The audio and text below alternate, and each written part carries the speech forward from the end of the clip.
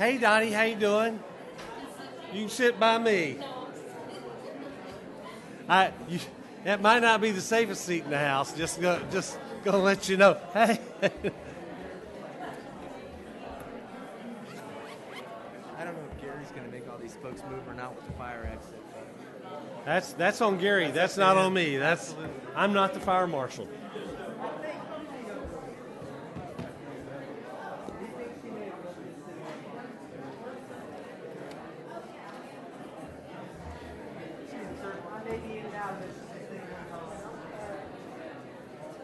Okay, we ready? Do we have all the commissioners? It's 6 o'clock. It's 6:01. And you're live. You're streaming. Okay.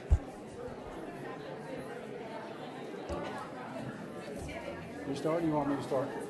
I'll do the agenda and then I'll turn it over to you. Okay. And the format. Okay. Oh. You're muted right now. All right. You got the thing? We're waiting on, I know Commissioner Chapman and Commissioner Pridgeon are here. And I believe they're right outside. Mr. Jones went to get them.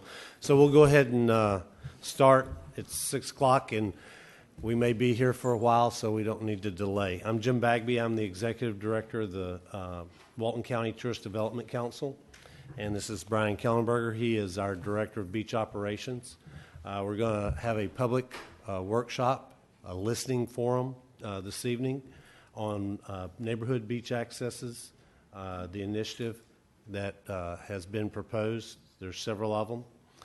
I want to introduce, we have with us this evening, working from left to right, Commissioner Cindy Meadows, Commissioner Bill Imfeld, Commissioner Sarah Commander, County Administrator Larry Jones, and Commissioner Pridgeon and Commissioner Chapman will be joining us momentarily. And I don't see any other elected officials here. The workshop format's real simple. If you went to the parking, the first parking study listening session, we're going to run it similarly. Brian will do the presentation after I get done with kind of some of the ground rules. Once Brian's done with his presentation, which will discuss neighborhood beach accesses, where they're proposed, what they'll cost, timelines. One of them is a little different than the others. And then I'll come back and we'll discuss ground rules, and then everybody will have 3 minutes to speak. The way we're going to do this is real simple. We're going to start over here on the front row, and we're going to go across the front row. And if you want to speak, so if one of y'all speaks first, you know you're next, and then you know you're next. So we're not losing all this time waiting for somebody to raise their hand and be called on and then come up from the back. We'll go all the way across the front row. We'll jump to the second row. We'll go all the way across the second row. We'll come back to the third row and until we get the rows. Then we'll do this side. Then we'll do the folks against the wall over here, and then we'll go out into the overflow area. And that's how, so that way you can self-cue yourself up. And we'll cover some ground rules about, being respectful of speakers and watching the clock for 3 minutes, because I would ask that you stick to the 3 minutes tonight. We have the potential to have, 200 people talk, and if you do 200 people by 3 minutes, you understand that's a long time.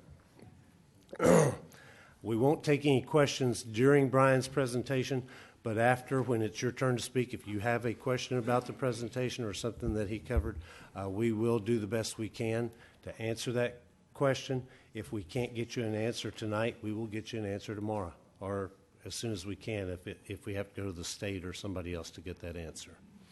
So without further ado, I'm going to turn it over to Brian to do his presentation. And his presentation will be visible on the screens above your heads. It will also be on our website, Visit South Walton, this evening once we get done with the presentation. And it is streaming, I believe, Lewis. So we are streaming tonight, and so it will also be available on the county website. Thank you. Thank you, Jim. Appreciate it. I'd like to thank everybody for coming tonight, for your interest in the Neighborhood Beach Access Initiative, and for your participation in our program tonight. We received, of course, numerous emails, phone calls, all kind of public comments prior to this meeting and a couple of previous meetings. And the basic consensus was what, why, and where. So that's what I named my presentation this afternoon, the what, why, and where.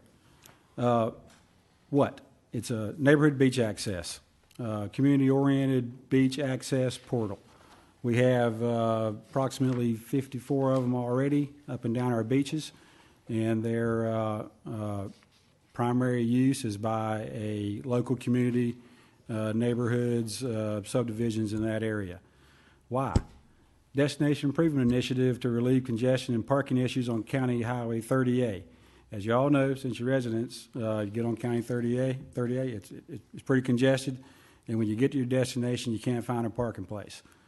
The premise of the neighborhood beach access is you walk or ride a bicycle to it, therefore you don't get in your car and you don't need a parking place when you get there.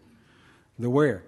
We have 6 locations that are either county or state-owned property, or they have an easement that is a county easement, and they're located from the west end to the east end, almost to the east end of 30A. So back to the what? Neighborhood beach access. It's a formal entry at the road or the multi-use path to identify a public beach access. Typically consists of a boardwalk and a dune walkover. Those are used to protect the dune ecosystem and provide a stable walkway for the beach visitors. These boardwalks, depending on where they are up and down 30A, either are a on-grade boardwalk. When they get to the dune, it's a dune walkover with handrails and then steps down to the beach.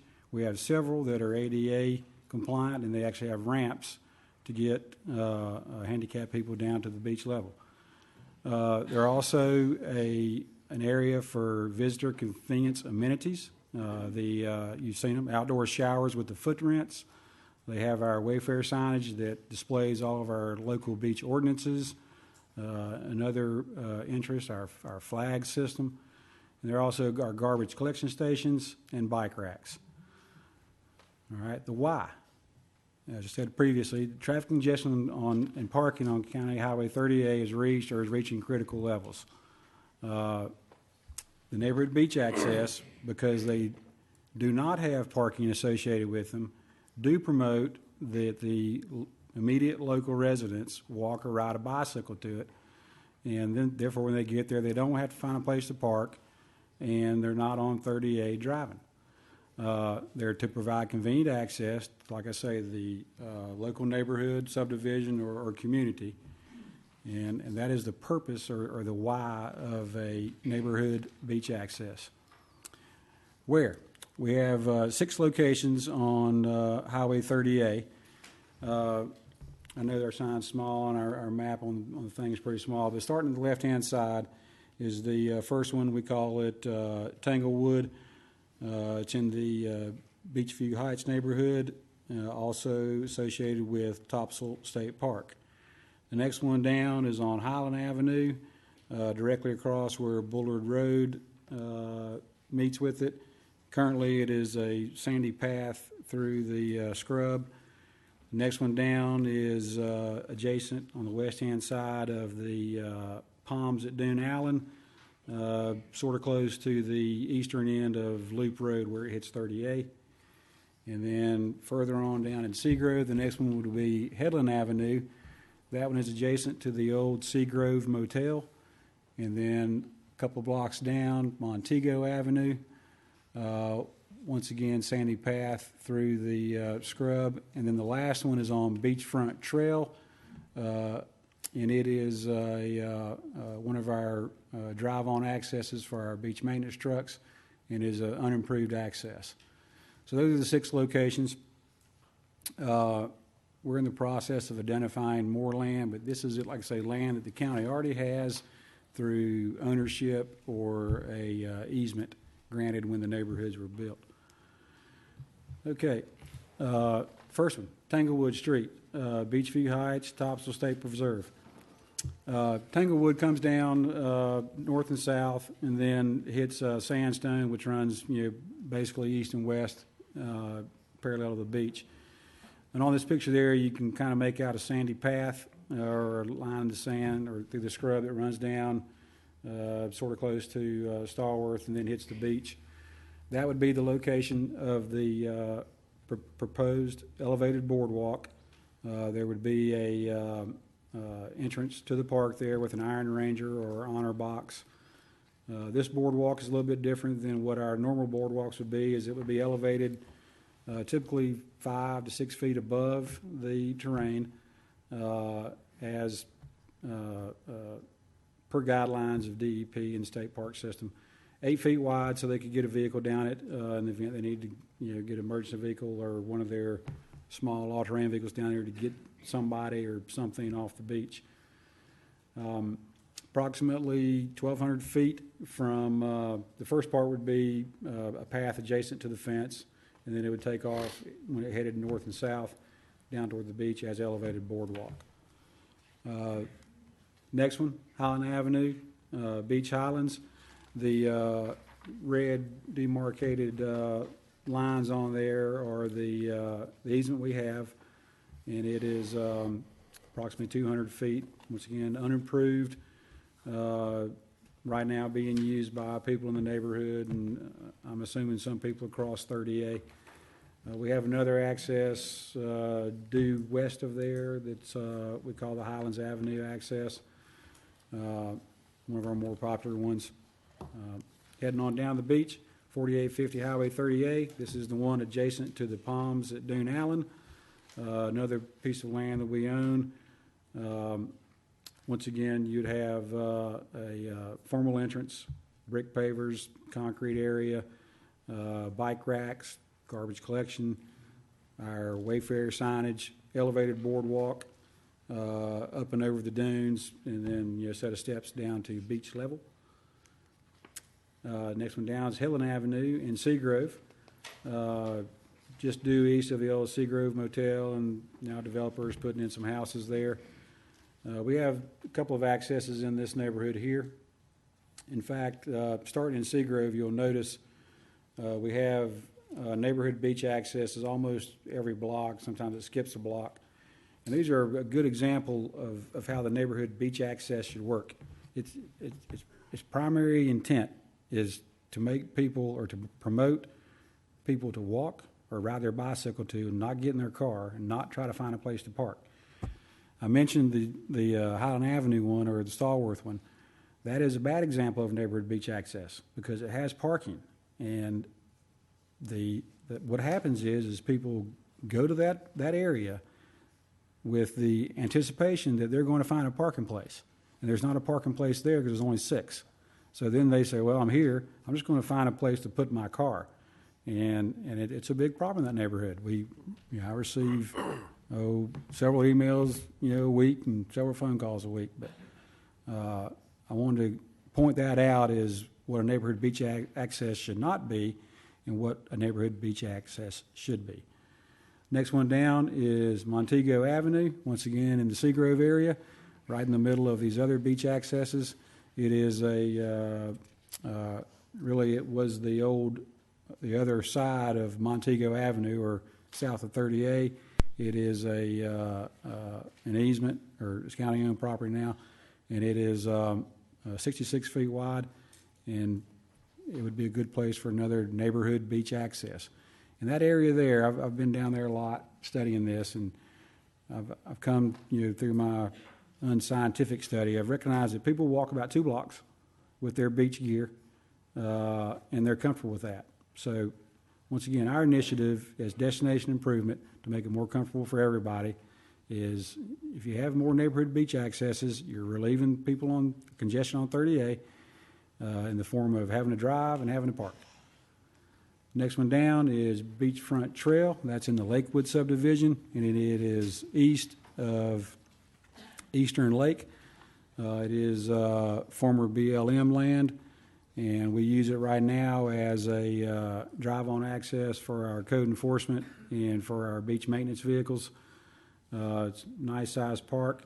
We would like to put a boardwalk in there, dune walkover, a shower, and some trash can facilities. and make a neighborhood beach access for, the people in the Lakewood subdivision area. And we have another access right a couple blocks over, and it would be, identical to that one. All right, construction details. Once again, they're elevated boardwalks.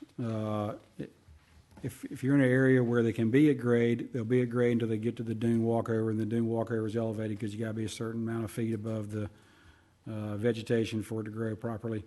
With a pressure-treated lumber, typically 8x8 posts, 2x8 joists and stringers, and then we use composite materials for the decking and the handrails. They last a lot longer and a little bit more attractive. Costs. The cost components are, of course, design and permitting, the construction hard costs, and then the cost for our signage and the accessories that we put around them. The next couple of pages are basic spreadsheets of, once again, these are preliminary costs, and I've built a database of all our accesses, and over the years we've accumulated a good historical cost data. So I've plugged in numbers. You'll notice that the spreadsheets are, they have all the components, but they don't have quantities in every line. And then, of course, it's extended out to the right, and then a bottom down, total down at the bottom right-hand side. The Tanglewood Beachview Heights, Topsail State Park boardwalk, we've estimated about $430,000. That's based on the design that we feel would fit in the area, meets the state parks criteria. And preliminary numbers, as the project moves forward, numbers will get refined and they'll be more accurate. Next one, since the Tanglewood Beachview Heights Topsail State Park is one of the ones that most people are here for, and it'd be the one that would take the longest to get design first approved by the state, design permitted, go through the various workshops required by the state, by the county, to make sure that we have proper public input and we meet the desires of the public. But this is kind of an outline and timeline form of the process. The items in red are the meetings that would require a public input component, or a public meeting where people can come and talk, explain their, if they're for or against. But as you can see, it's a lot of steps to go through, a lot of information that would have to be passed out and taken back in, a lot of different agencies and departments review before construction would even start. Starting today, we would be looking at probably mid-2016 if it moves forward of any construction starting. So that gives you a basic idea of what it takes to get something built in a state park. Next one is Highland Avenue. Once again, it would be just a basic boardwalk at grade, gets to the dune, it'd be elevated, series of steps down to the bottom, foot shower down at the top of the dune walkover, our basic signage, and then some trash collection stations. 4850 Highway 30A, once again, Palms at Dune Allen. It is, once again, it would be elevated boardwalk, steps down to the beach. Approximate cost for it's $81,000. Once again, these would be very similar, or exactly like the ones we have in place now. One of the projects I'm working on is trying to formalize the entrance to all these neighborhood beach accesses to make them more identifiable, have more bike racks to promote bike riding, foot wash stations at the roads and all that. More user-friendly and once again, part of our destination improvement initiative. Headland Avenue, as we get down to Seagrove area, we have a little bit higher bluff. We end up having a little bit longer steps, a more elaborate boardwalk system or dune walkover. That one right there is estimated approximately $62,000. it doesn't have a very long approach to it. It's really at the end of the road, dune walkover, steps down to the beach. Montego Avenue, kind of same thing. It would have a little bit longer approach, being it is vacant land, and its entrance would be at the side of 30A or the multi-use path. About $73,000. Beachfront trail, once again, would be a small approach, mainly just a dune walkover, showers, garbage cans, signage, approximately $52,000. So that kind of gives you an idea of what it is, why the TDC has the initiative, and where they're going to be. Some of the other items that we have been approached about or are in the discussion phase are remote parking. There's been, as you know, the county has a parking study going on right now where they're assessing our parking deficiencies along 30A and on Scenic 98. Some of the things that have been talked about are remote parking areas, shuttle system down to the beach areas, trying to identify affordable vacant land, I should say available too.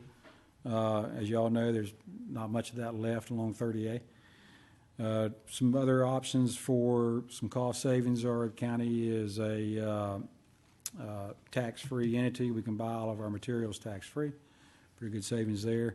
And then a few other items. And of course, we're always open to other ideas on how to improve the destination and make it more convenient for the locals and the visitors to enjoy the beach. So we will start our public comment. Jim has explained how we'd like to do it.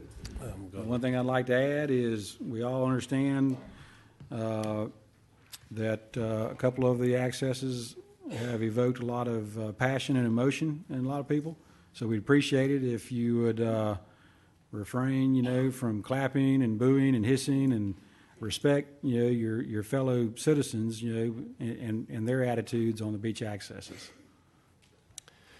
And I'm going to just reiterate that point. A couple of things I also need to remind you of.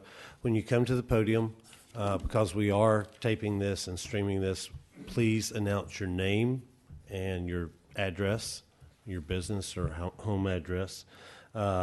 Please check your phones. I've heard a couple of folks getting messages. Just make sure they're turned off, because that is another sign of respect. And that's all. We're going to be here. Everybody's going to get their chance to speak their 3 minutes on whatever topic they want to speak their 3 minutes on. But everybody's going to get a chance. So we ask you when it says 3 minutes, or when you hear the gavel or whatever, please be respectful of the other 200 people in here and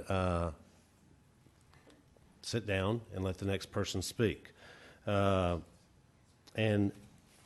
did you put up my little bullet there? If you agree with the previous speaker, please don't feel the need to repeat their presentation verbatim. Okay? It sounds simple, okay? But I guarantee you we'll have some folks get up and they will say the exact same thing, almost word for word, that was said 20 or 40 or 60 people before them. So, again, if you have questions, we'll try to get you the answers to the questions, or we'll answer the questions if we can, but that eats into your 3 minutes just like it would eat into ours. We're trying to be respectful. So we're going to start right over here on the front row, and we're going to go across just like we talked. So nobody wants to speak? What is the front row? That's fine with me with that being the front row. Ma'am, you want to speak?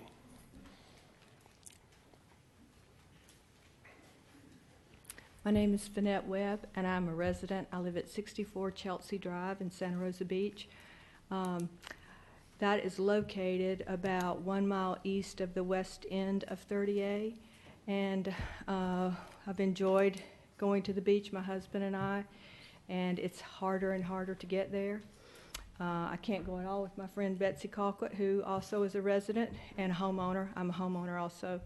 because of her oxygen and all that. So we would like to see a beach access. We would use it. We live on the north side of 98, but we can bike there. I can go to Betsy's house and ride my bike there. So we're hoping that we will have access. Okay. Yeah. Yeah, we're counting on y'all to self-cue, okay? So, go ahead. Now we'll go to the seated ones. Go ahead. We can start with you. And then My name is Trish Langstaff Poole. My family has owned property down here. We live at 211 Twisted Pine Trail in 4 Mile Village, now Coffee Nature Preserve as well. We've been here for about 50 or so years, and I wanted to read a statement that my dad sent down, if you don't mind. In the early 1990s, now this is him, not me. In the early 1990s, I retired from 38 years in the U.S. footwear industries, and we started spending much time at our cottage in 4 Mile Village, Santa Rosa Beach, Florida. Before long, I was asked to chair a 4 Mile Village committee to save a special 5-acre woodlands portion of 4 Mile Village property. At our first meeting, the question was raised as to why we should try to preserve this small area if the 1,800 acres of Topsail Hill next to us was turned into a high-rise development. So the focus has changed to saving Topsail Hill. Before long, we had an organization of some 1,300 Walton County citizens and Nature Conservancy working together to convince Governor Childs and his cabinet to acquire Topsail Hill as a Florida State Preserve in our upcoming auction by its present owners, now selling it for development. On the auction day, I was in Tallahassee to speak again to the governor and his cabinet, requesting them to authorize George Wilson of the Nature Conservancy to bid for the state on the 1,800 acres of Topsail Hill in order to preserve this last section of non-spoiled Florida coastal land, its endangered species, and its coastal dune lakes. They did, he did, it was successful, and we now have Topsail Hill Preserve. Let's be sure to keep it as unspoiled as it is. And this is from George Q. Langstaff, Jr. Yes, Thank you. Thank you. Okay. You want to speak? Okay. My name is Karen Boyce. It adjusts. Oh, Okay. I'll be hollering. Karen Boyce, 75 North Bishop Road on Santa Rosa Beach. I'll try to really be brief. I think that Topsail should stay as it is. It's a preserve, and I do not think we should be putting any, accesses through the park. Thank you. Yes, ma'am. My name is Beth Clay, 117 Highland Avenue, Santa Rosa Beach. And I had a couple of questions, Brian. You gave the timeline for Tanglewood, but you did not give a timeline on the others. Do you have that? Yes, ma'am. The other ones would take approximately 6 to 8 months with the design, DEP permitting, the bidding process, and then the approval process through the Board of County Commissioners. Okay, and you gave the cost of all of them except the Highland Avenue. Do you know the cost on it? Oh, yes, ma'am. Do we skip that one?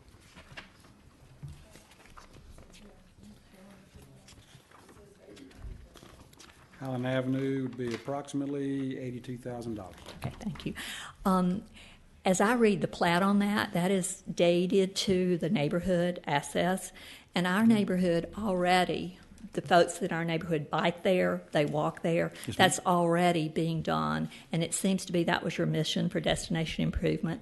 Yes, Our neighbors like the quietness of the neighborhood, the character, the built-up shrubs, the natural shrubbery that's there, Yes, ma'am. and we feel like any kind of built access would detract from that. So I do oppose it. Thank you. Okay. Jackie Markell. At the last BCC meeting, I mentioned that I'd like to see the BCC have a line item budget for acquisition, specifically for acquisition. And I would like to, with the budget before you right now, I'd like to see that instituted in some way, where each year we contribute something to an acquisition fund that is used specifically for accesses, parking, bathrooms. When I hear Brian say that people are comfortable walking 2 blocks, well, that's a very small number of the people that actually use the beach down here. And I think Mr. Bagby said at the last meeting, people are comfortable walking about 5 minutes. if those facts are true, then I think our primary focus should be regional beach accesses with parking and bathrooms. Because for the people who can physically or want to walk or bike, there are a lot of accesses already. It's the people that aren't close enough to walk or bike that can't get to these accesses. Then you have neighborhoods who, like when you talk about, again, South Bishop, I'm sorry, I disagree with that concept that we should keep parking out of there. There's room for right-of-way parking there. There is public beach, actually, which, as we all know, is going to be public-private, is going to be a big issue coming before us. The areas where Walton County actually has public beach, we have got to utilize that area. And if there is room for right-of-way parking, which the county already has access to, I think we need to utilize that in a respectful way. On to Topsail. I don't even know what to say. It's preserved land. We shouldn't use it. Period. You know, the Topsail Hill State Park entrance is underutilized. There is plenty of parking there. Kenny and I go there. The parking lot is never full. There is a tram down to the beach. There are 2 bathrooms. There are walking and hiking trails. I mean, you want to talk about taking people off the beach? Have the people from the same neighborhoods bike down to Topsail and go to that beach. They will be, if they haven't done it, they should, because it's an amazing place. I think the money that we have available should be used for accesses with parking and bathrooms. Thanks. Okay, I know Dottie's not going to speak, so we're going to get the 5 people right here, just like we did over on this side, and then we'll come back and get the people seated on the front row. Hi, I'm Kristen Nostrand. I'm a homeowner in Walton Dunes, 350 Beach Trail, 3 units, also president of the Homeowners Association. Pleasantly surprised to hear you talk about this as a neighborhood beach access. So a clarifying question, does that preclude the parking study that keeps referring to it as a regional beach access and talks about 16 parking spots? Well, the parking study is separate from our neighborhood beach access initiative. I do believe they have talked about some parking down there, but our destination improvement initiative is a boardwalk and a access onto the beach. And so under your initiative, what is the provision for people that park illegally on an access road near? Well, once again, the premise of a neighborhood beach access is for you to walk or ride to. I do realize that there is some parking issues down there. I think those parking issues right now that are parking illegally should be handled the appropriate way. Either law enforcement come and move them if they're in a obstructing emergency vehicles to traverse your road. Creative landscaping works great in other areas where we have parking issues. That's really all I can say about that. We're not in charge of parking issues on county roads. We are. But you are defining it as a neighborhood beach access yes, ma'am. At this like point. I say, right now, our destination improvement is to put in neighborhood beach accesses in order to relieve the congestion and parking on 30A and within some neighborhoods. Okay. All right, thanks. Yes, sir. And I failed to mention one thing when Brian covered, if you have ideas or if you have, of land for sale or where you think there would be a good access or where there would be a good remote parking site, Amanda, I'm sorry, I shouldn't call out any, we had one of the residents send us all the parcels in basically along 30A west of Eastern Lake, I believe. And she even went to the trouble of bolding the ones that she thought would be a great access or a great remote parking spot. I'm not a realtor, but I'll sit down with Mr. Jones, and I know he and his staff have a lot of land purchasing experience that I don't have, and we'll look at these to see if any of them work for the county. I've also had other property owners give me, here's a parcel I know in a certain location, you ought to go see about that. So if you know of anything that solves the issue of providing more or better beach access, send it to us, and we'll investigate that just like we do everything else. Sorry for interrupting. We're still on the 3 or 4 folks here. Ma'am, are you going to speak with the camera? No. Sir? No? Okay, we'll start here.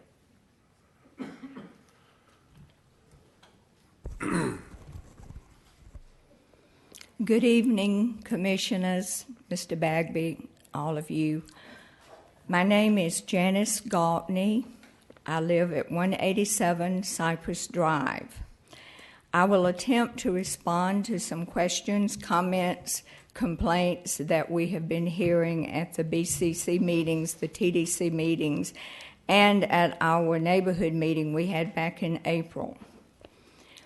Why are we just now hearing about this proposed access? To explain to you, we were a few citizens, 2 or 3 citizens, who explored the possibility of a beach access.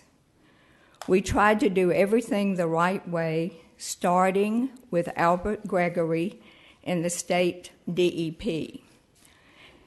Albert Gregory actually spearheaded the state's efforts to purchase this preserve initially, and we felt like going through him, we would do everything correctly. He advised us to seek the involvement of the county, which we did. He enlisted the help of the Division of Recreation and Parks and the Office of Park Planning to assist us in drafting an appropriate action plan. Until we learned that a proposed path was chosen, we did not think we had information to share. We did not know where the path would go, and we did not have any input into its selection. The state biologists evaluated and made their choice based on the least impactful route going over an established trail. As you know, whenever a project is initiated, it goes through many steps and turns. No one was trying to withhold information. We were just hoping to get to the place where we had information to share. On April the 2nd of this year, the state DEP, the Division of Recreation and Parks, and the Office of Park Planning met with us to inform us of the boardwalk path chosen by the state biologist. Shortly thereafter, Terry Lavender and I scheduled a neighborhood meeting for April the 17th. We sent out information packets, including the details of the upcoming meeting, to contacts in each of the 4+ impacted neighborhoods and asked them to share with their neighbors and to urge them to attend the meeting. The meeting was well attended, standing room only. That's it. Thank you. Sorry. First row. First row. Jeff Mullins of Topsail Village, and I was one of the originals in that committee that Janice was just talking about, where we were proposing a route for residents of our area for beach access. And, jumping straight out of college, I jumped into a career with the United States Environmental Protection Agency. We were in a big research lab, and we learned if we didn't have the science that we need and the facts in our hands, we sought the field data. So using that, I stand with that kind of influence. We've gotten as far as we've gone. We've turned this over to the state. They've brought in their biologists, and we're looking for. We've gotten some of their reports, and we've got some positive sightings from them, and I'll read a couple of those to you in a minute. But one thing to remember, this proposed route across the preserve, more like a bridge going over water. It's not designed to affect anything flowing underneath, and it's all about the journey across it. It's not just, let me get to the beach. That's what we seek to be different about. It's an environmental trail, eco trail, whatever you want to call it, with plaques. it can be environmental, it can be educational. We're going to invite all that, and we want the park to embrace that, and we feel with their support it will be done right. And its proximity, of course, is for regional access. Nobody wanted to be selfish and say, this group or that group needs to be closer to it. We think it's pinpointed to an area, and the biologists also found the path of least resistance and a damaged area that had been trespassed upon many years. And that's where the initial application came about, was to prevent the trespassing and make right with the park. And that's how this came about. So hopefully we can find, we do have a need and we want a resolution. So we're proposing that, and I'm going to stick with it. Thank you. Oh, okay. I'm sorry. We're still in the front row. Hi, Erin Depp. I'm at 243 Cypress Drive, and thanks for having us all here to speak. First of all, I'm for the one at Topsail, and one of the reasons is we have two access points. We can go down to Stallworth Boulevard, or we can go down to the tram. Okay, so if you use White Heron Drive as a starting point, that is 1.3 miles either way. It doesn't matter. So it depends on where you are, Flamingo Village or Topsail or Beachview Heights or Cypress Dunes, any one of those. It's quite a walk, even a bike ride, and we don't want to use the cars. We've tried to go down to Stallworth and have run into exactly what you've said. It's just too painful to go, and it's dangerous. You've got kids walking up and down. Somebody's going to get hit one of these days. So it's important to think of that. The other thing that I want to address, I've heard concerns relative to the beach mouse and the plover and some of the other things. So what I did is I did some research and I actually found some documents. One was June 2013. The findings were no significant impact. It's an environmental assessment that was done by the United States Department of the Interior, Bureau of Land Management. And it was for 22.94 acres that ran between Inlet Beach and I think Walton. Access was in there, Seagrove, and something at Eastern Lake, I believe is what it was. I've got the document link if anybody wants to read it. But essentially what they did is Bruce Dawson, with the field manager, went through and they reviewed 9 categories: air quality, botanical, cultural, wildlife, etc. So some of the things that were part of that, again, they said no impact. In fact, boardwalks over that habitat for the beach mouse, it protects them, it protects the vegetation, it protects the dune. It protects against erosion, so they're actually saying that it's a good thing. There are 2 other documents that cited essentially the same thing. The special status species that they speak to specifically is the Choctawhatchee beach mouse, the piping plover, and then there were Cruz's golden aster and the Gulf Coast lupin, which are, they're protected, threatened, endangered plant life. So what they said was there was no impact to this, no significant impact. So I think that's important to remember. The other thing that I want to bring up quickly is relative to the boardwalk. That boardwalk would take up, of the 71 million square feet of that park, and it is a park, it's open to the public right now. It is 2 thousandths of 1%, which is 0.00018 of the entire park. It's negligible. And I think it would be worth it. It's just good for the environment to do it. That's it. Thank you. Please. First row, go ahead.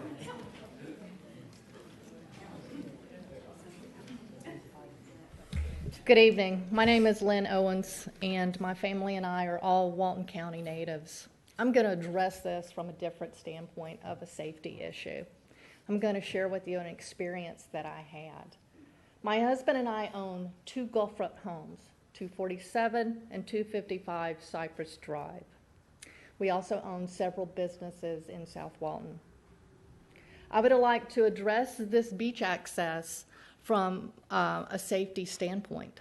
Several years ago, March 2010, I witnessed a World War II stunt plane crash into the Gulf right in front of my house. I was the first person to call 911. My brother-in-law and I stood in shock and disbelief that we just watched this happen right in front of us. We could do nothing except keep an eye on the oil slick and watch for any signs of life. We could not reach the accident site because of the state preserve. It was 45 minutes from the time I placed the 911 call until the first responders made it on the beach to the crash site. Why so long? No available beach access. The first responders had to use Topsail Hill State Preserve access, which that access is at the back of the state park. They had to drive a mile into the park to reach that access. Once they got to the access at Topsail Hill, they had to drive another mile east to reach the crash site on the beach. The beach accesses in this area are approximately 3 miles apart. The point that I'm trying to make here, if there had been a beach access, help could have arrived much sooner. In an emergency situation, time can mean the difference between life and death. Another incident, just this past weekend, a father and daughter from Georgia was killed while walking on a Florida beach. They were hit by a small airplane trying to make an emergency landing. So with this, I ask you to please give your approval to more neighborhood beach accesses, not for the sole purpose of convenience, but to have the ability to reach areas in a safely and timely manner. Our citizens and tourists deserve to have safe access to our beaches. And I am for the beach access that goes over Topsail Hill State Reserve. Think about it. Our responders were delayed because of lack of access. And it's a pretty helpless feeling when... Thank you. Thanks. Sir, you speaking? I think we're...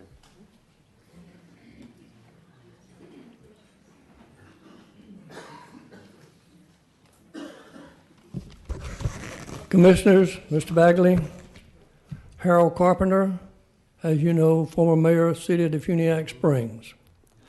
I'm retired. I still live in Defuniak, but I'm here tonight to support the neighborhood beach access at Tanglewood Street, Beechview Heights, and Topsail State Park. My daughter owns 2 houses, 247 and 255 Cypress Dunes, and since I retired, I frequent the beach quite often, and I would appreciate your consideration for this access. Thank you. Going on the front row. Are you speaking? You're not? Okay, sir. Second row.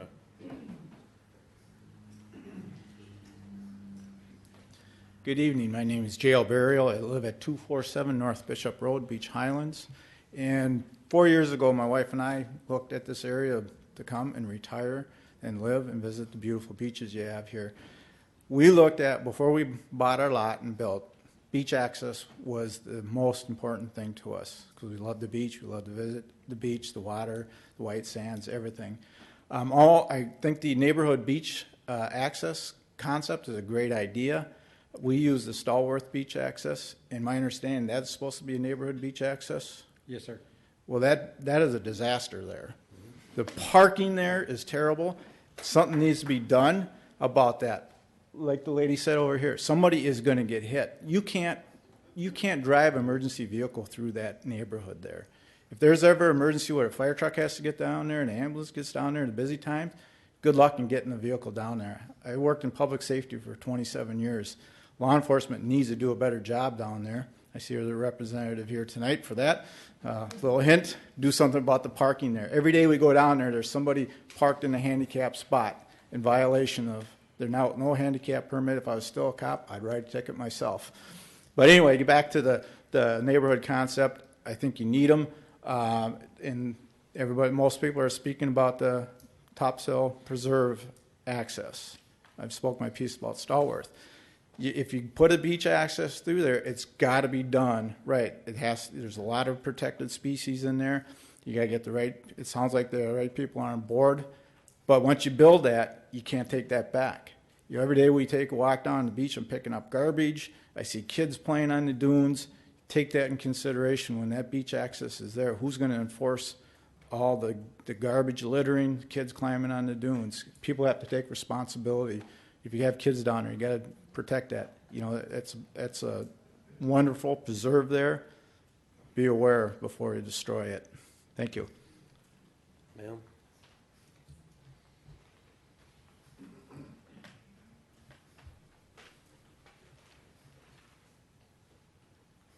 Hi, my name's Tracy Sweetland. I've been a native of this area for more years than I want to claim. I've watched over the last 30 plus years this area grow. I remember when there was no new 98, it was only the old 98 along the beach. And we spend millions and millions of dollars bringing people to this area and advertising it. And the one thing, I'm also a realtor, the one thing they want to know when I speak to them when they're thinking about buying is where is the nearest beach access. And I think we all agree in this room that there's a need for some better options for beach access. I would like to say that I do own in Austin Wood Lane in Beachview Woods. I own multiple properties in Walton County, but that's the one that's most important in this topic. And I would like to see the beach access across the park.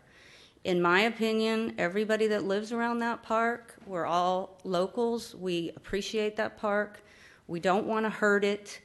We're not going to go out there and destroy it, but it is also not only a preserve, but it is a state park. And in my view, it might be only my opinion, but I think other people should be able to enjoy that park by being able to get there.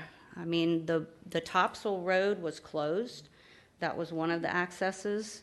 We just feel like this might be just a replacement across the state preserve, and I do feel that if it's raised and done correctly and follow all the DEP and all the rules that we need to follow, that it would be helpful to the 500 plus people that live around that area.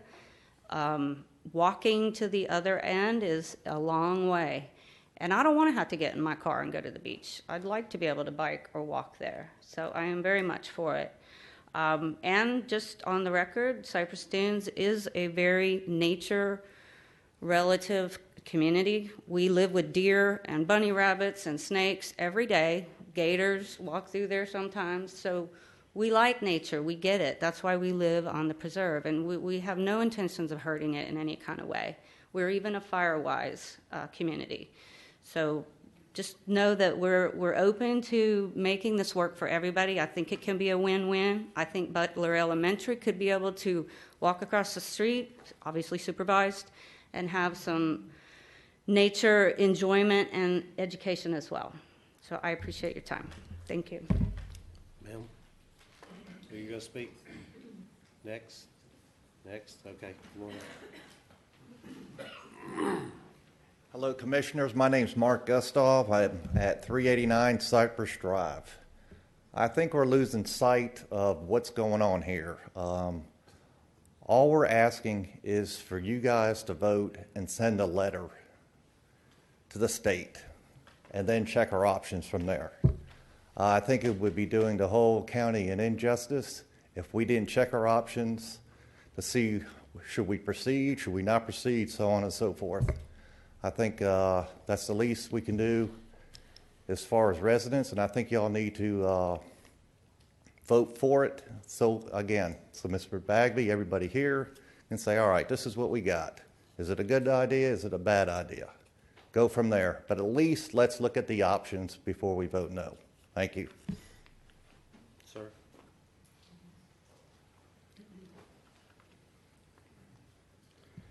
Emery Galtney, reside at 187 Cypress Drive, and I'm here to support beach access. I think I agree with that lady. This is good for the environment. If you do beach access, and I think you need to, excuse me, primarily because whenever time I go to the beach, I have a terrible time finding a parking space, and I can tell you that if we get beach access, my car would no longer be a problem. In light of boardwalks, there's been a lot of discussion with regard to boardwalks, good or bad. But if you look at the Topsail Management Plan, what you learn very quickly is it advocates boardwalks. It would use boardwalks to prevent adverse impact to sensitive areas, to wildlife, to the beach community, the beach mouse, shorebirds, those kinds of things. It also protects highly sensitive zones and zones of outstanding character. So the other thing that boardwalks do is channel visitors and allows people to appreciate nature without disturbing the environment. So one of the great national parks, Yosemite National Park, it has 14 miles of boardwalk, not to mention exceedingly long, excessive number of miles of roads and less like 7 or 8 bridges there. So I'm in strong support of beach access, number one, like everybody else says, to relieve the crowding along the 30A. And I think also we missed something here in that this beach access, this boardwalk, is in fact an extension of the bike trail. We have miles of bike trails along 30A. If you could tie that in as part of that bike trail, that just makes good business sense. That's a good part of a business model, in my opinion. And then the other thing is it facilitates more effective park access management. So you've got people walking across the area now, and that's been said. And that's not going to stop. You're better off to channel those people. Thank you. Well, there's one other thing. I do not believe preservation and progress are mutually exclusive terms. Ma'am. Good evening. My name is Lori Sear. I live on Pisces Drive in Santa Rosa Beach for more than 20 years. One must experience Topsail Hill Preserve State Park firsthand to comprehend the incredible beauty and significance. It boasts more than 1,600 acres of natural wonder. Topsail is home to an incredible diverse inventory of flora, fauna, including several threatened species and endangered species such as snowy plover, Choctawhatchee beach mouse, and gopher tortoise. There isn't anything like it left in Florida. To propose fragmenting the natural beauty of this one-of-a-kind treasure, to me, is a very bad idea. It will satisfy few while disrupting acres of sensitive habitat. It will also set a dangerous precedent for future development interest within the park. Thank you. Ma'am, hey. Please be respectful of all the speakers. No, I think we covered that in the beginning. And we appreciate there's a lot of passion on both sides of this issue. I probably haven't gotten this much emails, calls, or visits from on any 3 other issues combined. So I appreciate all y'all contacting or coming by or whatever, but please be respectful. Thank you. Celeste Cabina, and I'm at 412 Hilltop Drive, Santa Rosa Beach. I have been on the Topsail Hill Unit Management Plan Review Committee every time one has been held, 1997, 2005, and 2007. And, I've been to Tallahassee many times through this process, and I'm here to tell you that you can attempt to amend the unit management plan, but there's one thing you cannot change, and you cannot change the purpose for which the land was acquired. This is set forth prior to the land even being purchased, because it was spent to Preservation 2000 funds and Carl funds. And the primary management objective at Topsail Preserve is the preservation of natural communities, significant physical features, and rare plant and animal species, Where you want to put this boardwalk is probably the largest piece of scrub in the state of Florida. And, you know, to say, well, we can just fragment it and put something down through the middle of it, yes, it does impact it.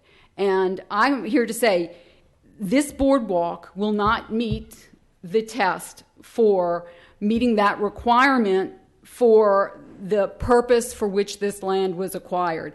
And I know some people have read the management plan because it's been misquoted, and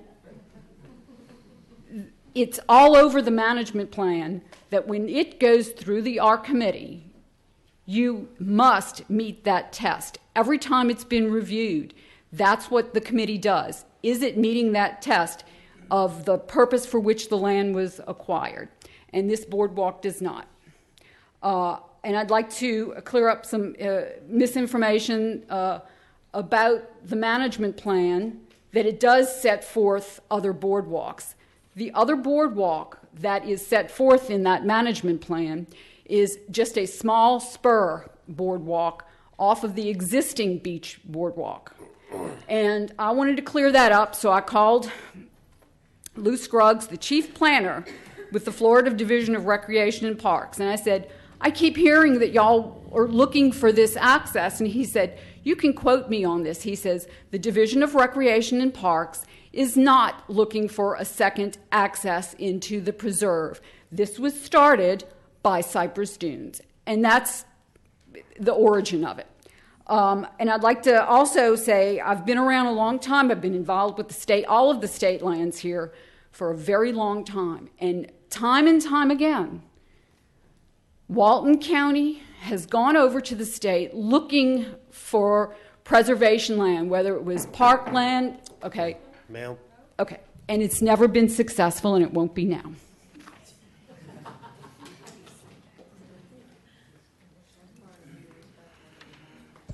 My name is Leslie Kolovich. I've been a resident of Seacrest Beach for 14 years. I agree with the last two speakers very much. State parks, state preserves are gems, are jewels. They are a preserve. They should not be touched. Look at our world today. The land that is getting fragmented and gone. Once you do it, it's gone. We have to stand up for our state parks and our preserves. We have something very special right here in Walton County that we've got to stand up for. And thank you for your time. Ma'am? No. Ma'am? Is that Susan? No. Mayor? Yes.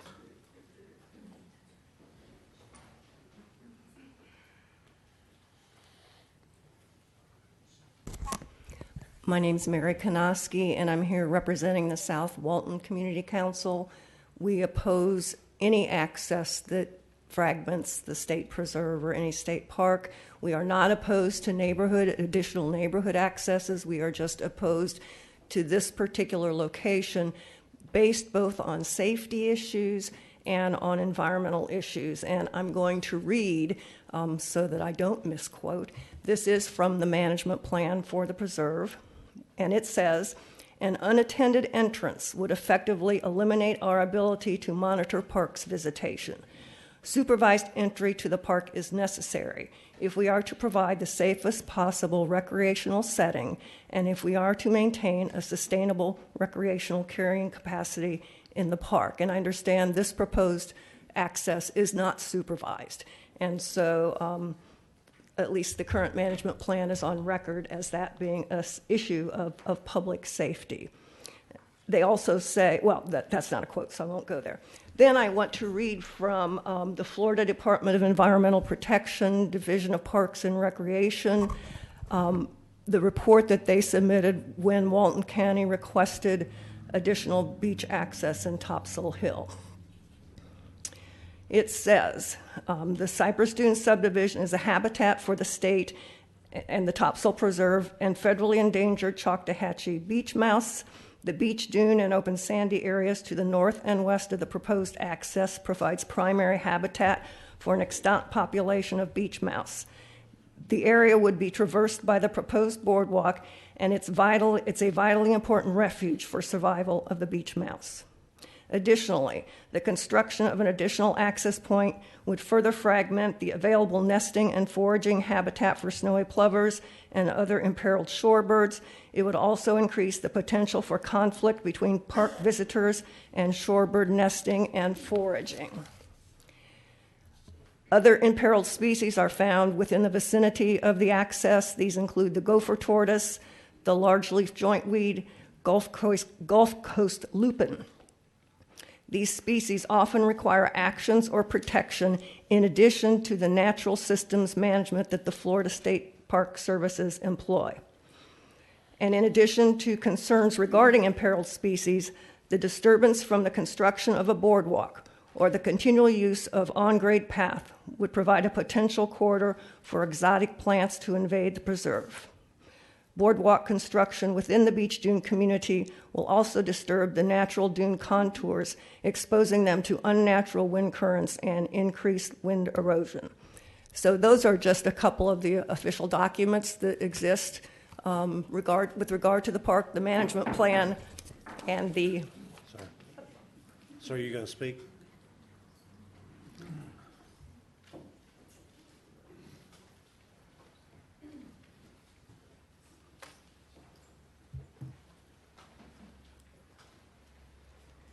I believe we're ignoring the elephant in the room. $430,000 for one project that is so controversial just doesn't make sense. You can use that money to have multiple accesses. And I'm all for the beach accesses. I think that's an excellent idea. Thank you. Richard Bryant, 387 North Wall Street. Thank you for remembering. Yes, ma'am.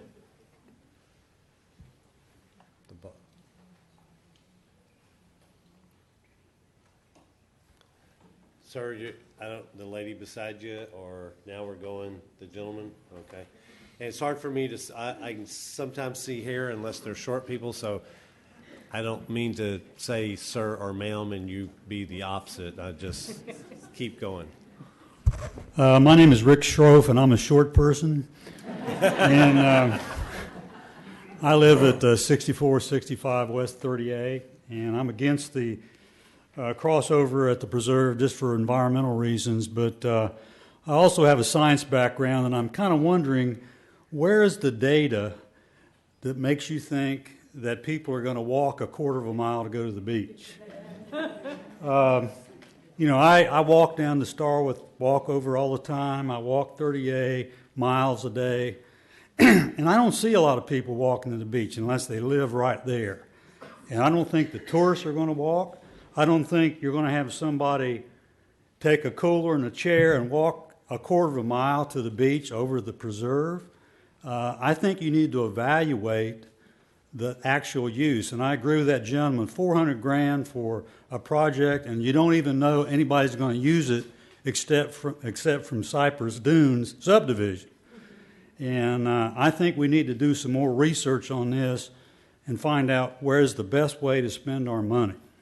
Thank you. Okay. Ma'am? We're going to keep going. Ma'am? Sir? Sir? Oops. Be careful. Don't hurt yourself. My name is Bill Muldowney. I live at 47 Austinwood Lane in Santa Rosa Beach. I guess what I'm hearing here is something I learned a long time ago in my life. There are two sides to every story. And I started coming to this area back in 1975, became a resident of Fort Walton Beach, was in the 33rd Fighter Wing, and came out to this road all the time because I love the beach. If you can take a look at me, anybody who knows me knows that I have spent more time on the beach than anybody in this room, maybe any 5 people in this room, and more time on 30A riding my bike and walking on 30A. I love the beach. I was brought up on the beach. And what I see happening, not only here, but I've seen it happen all around the country in places I've been, access to the beach gets blocked. And local county governments are actually the ones responsible for that in most cases.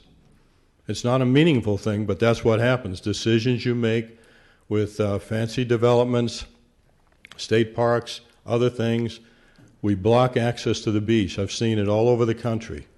And I'm for the public's access to the beach. And I'm for this access through the park. I believe that we can share. It's just like other things in life right now. Times have changed. We can do things environmentally friendly without hurting things in the park. And I respect the opinions of my neighbors. Many of them have stood up here and with opposing opinions. So I just think that it's our responsibility to keep access to the beach available to people. It is our most valuable asset that we have in Walton County. And 5 years ago, 6 years ago, I started writing letters to Cecilia Jones to say, hey, we have a parking problem. Pretty soon we're going to have neighbors fighting tourists and neighbors fighting neighbors. Well, guess what? I wrote several letters. Some of you who are on the commission then might have got copies of my emails. We are at that point now. We have neighbors in here fighting with neighbors and throwing all kinds of things out about parking and non-parking and restrooms and non-restrooms, and it's just a bunch of smoke. What really this whole comes down to is the people on the right seem to believe that any access to the park will damage the Choctawhatchee beach mouse and the birds and the pristine nature of the park. The people on the left side of this believe that it can be done without damaging those things. I believe it can be done that way. And I'm for neighborhood beach accesses. And I think the proposals that Cindy Meadows and Jim Bagby have put forth are wonderful. Thank you. Sir.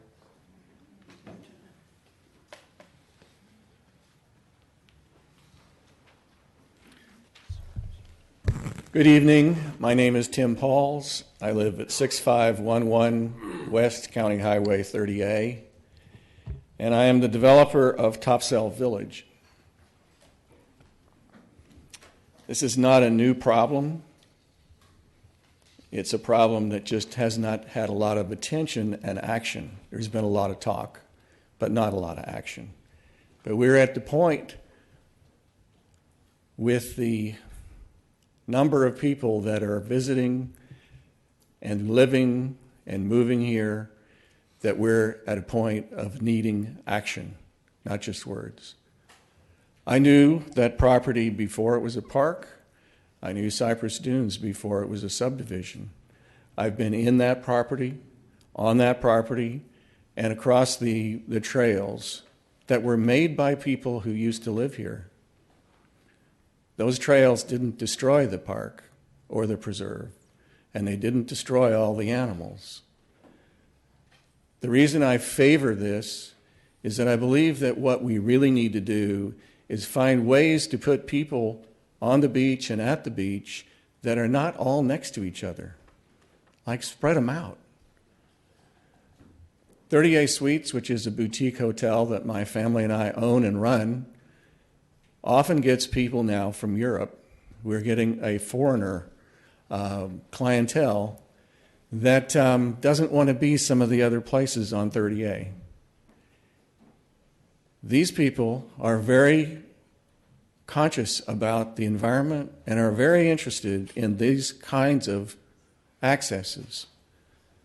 I believe that what this is before you is just a chance and an opportunity to work with the state. There will be a lot more discussions, and perhaps Celeste is right, that there's no way it could be done.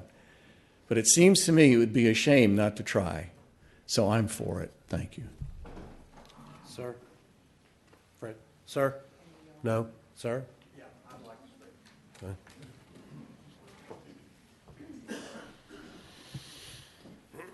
Good evening. My name is Bill Parks. I live at 211 White Heron Drive in Flamingo Village, and I'm on the Homeowners Board of Directors. I've been living in Flamingo Village. I built the house 12 years ago. I'm a full-time resident and I own multiple properties in Walton County. I think, as one of the people had said earlier, that progress and preservation can complement each other and go hand in hand. And a lot of the people that are so against the access through the preserve, I never see anybody at the state preserve. So what good is the park if we're not able to enjoy it? And I think this boardwalk could have minimal environmental impact, and I think it could also be educational for people that utilize it. Right now, the park is used mainly by, every time I've been over there, the camping snowbirds that come down here, not from the locals. Very seldom do you see locals, cars, or bicycles in the park area. So I favor it and appreciate it. Ma'am? Ma'am? Sir? Sir? Back behind you, I think that's a sir back there.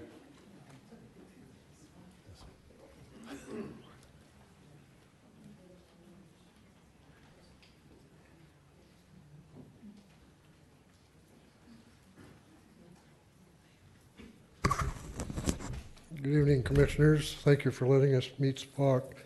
My name is Jerome Schmidt. I live in Sandestin, but I have been a volunteer at the Topsail Hill Preserve State Park for quite a few years.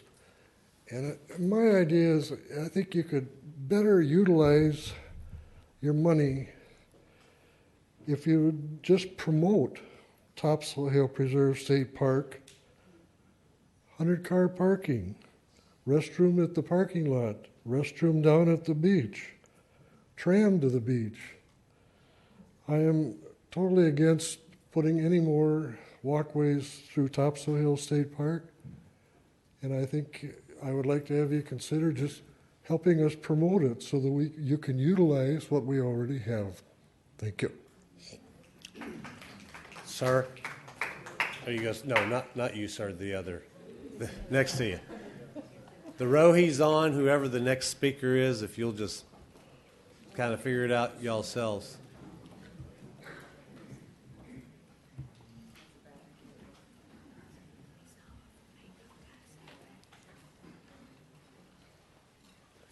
My name is Sidney Heath.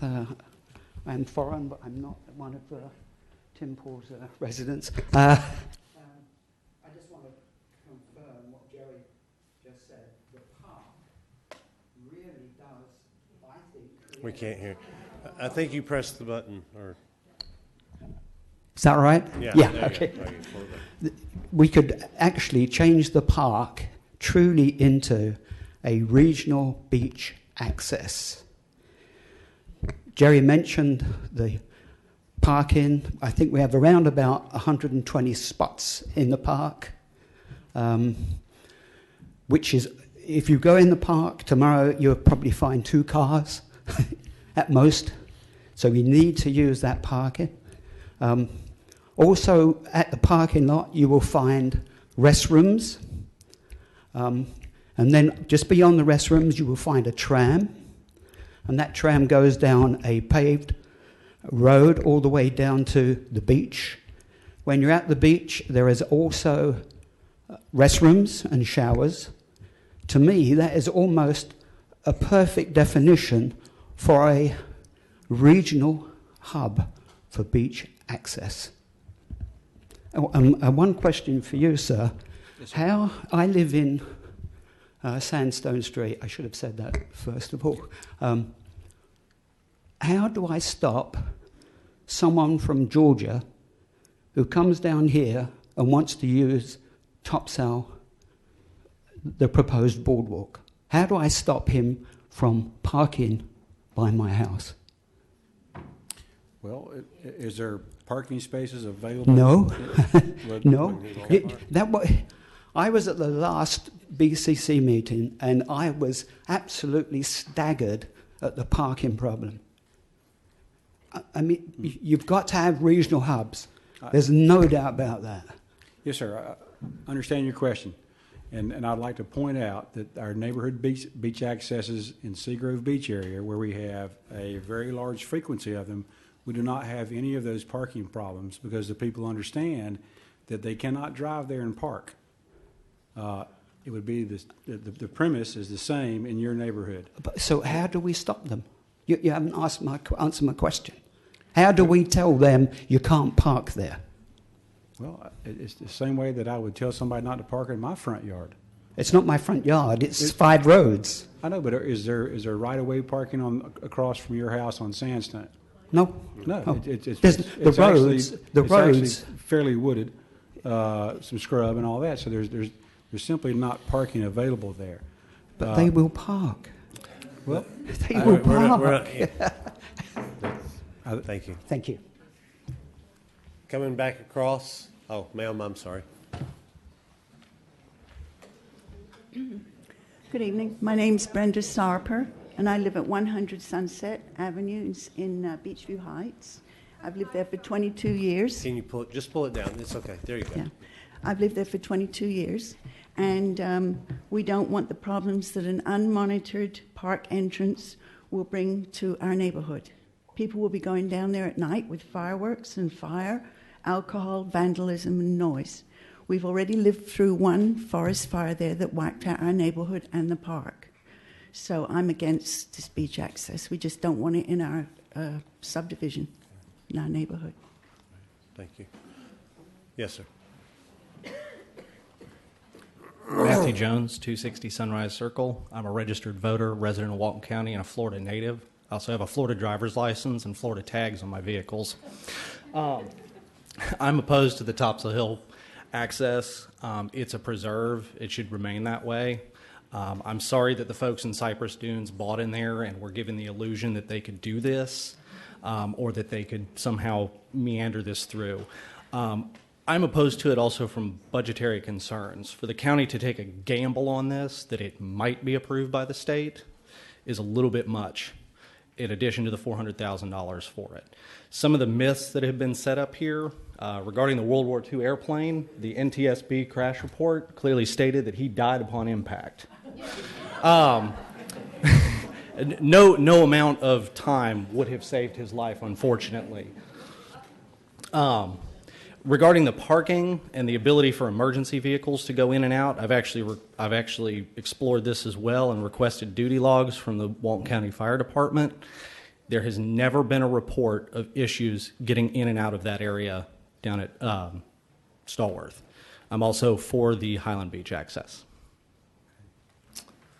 Are we finished on that row, or sir, did you want to say anything? Okay. John Rosenberg, 32 West Georgie Street. I need to agree with what Celeste says. If it doesn't pass a test, why are we even moving forward with this? Also, we give away too much already, not on the local level, but on the national level in our parks. This is a park, it's a preserve. If we give it away, it's gone forever. If we give it away, it's going to set a precedent. Thank you. Okay, now we're going to jump across the aisle. Ma'am, do you want to speak?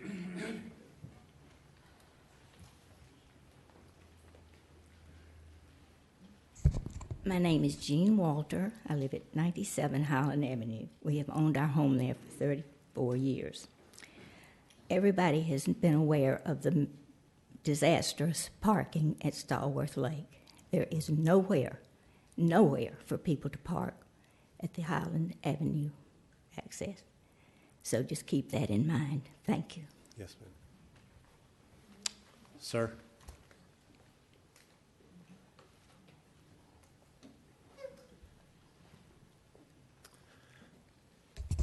I'm Norman Fritz Froschner, live on Tanglewood Drive in Beachview Heights subdivision. I've been there for 30 years. This proposal does not make a lot of sense for a lot of reasons, but I would like to address simply the dirt simple practicality of it. This access is supposed to serve the following neighborhoods: Flamingo Village, Topsail Village, Beachview Heights, Cypress Dunes, along with the general public. Mr. Bagby has stated at past meetings that according to his research, no one will walk more than 5 minutes to the beach, and I think he's correct. Now, let's take a walk. We live in Flamingo Village. We're going to walk from the center of Flamingo Village, the first neighborhood this is supposed to serve, to the beach via this new access. It's over a mile. That's a half an hour to an hour walk. That's at least 6 times what we have established is the acceptable limit as far as how long you're going to walk. Plain fact of the matter is that nobody's going to walk a mile or an hour to get to the beach. They're going to get in their car, they're going to drive into my neighborhood, they're going to park them down our streets just exactly like they do at Bishop Road. Let's take the next one, Topsail Village. That's next on the list. 3/4 of a mile from Topsail Village to the beach via this new access. A half hour to a 45-minute walk. Again, almost 6 times of what we say everybody with a sane mind would do. From the center of Beachview Heights, my subdivision, where we're going to put this thing, it's at least 20 minutes to a half an hour walk. That's 4 to 5 times the maximum 5-minute walk. Cypress has the same half-hour walk, even though they have an access and they're going to have the shortest route of anybody except for my neighbors that live on Sandstone Street. They still have a half-hour walk. This, from the trailhead to the beach, is 1,700 feet, like everybody knows. That's almost a half a mile. The simple problem is all these neighborhoods are located too far from the beach to have a practical, usable beach access. I don't know why anybody can't see this. If we have an emergency on the beach, like everybody's talking about, we're 1,700 feet from the ambulance to the beach. Now we're going to run a gurney down there and get some guy with a heart attack and wheel him all the way up 1,700 feet? This thing is ridiculous. Now, this is also going to make just a wonderful place for all kinds of horrible things to happen, and you know it. It's unmanned, it's unprotected, it's not watched by anybody, it's open to the public 24/7. We do not need to make these kind of booby traps for our EMS people to deal with or our police officers. This is a bad, bad idea. Whoever's next on that row, I can't, yes, ma'am. My name is Teresa Freshner. I've lived in Beachview Heights for 30 years. I'm just asking you guys please not to do this. It's not a good idea. That's all I can say. Thanks. Ma'am?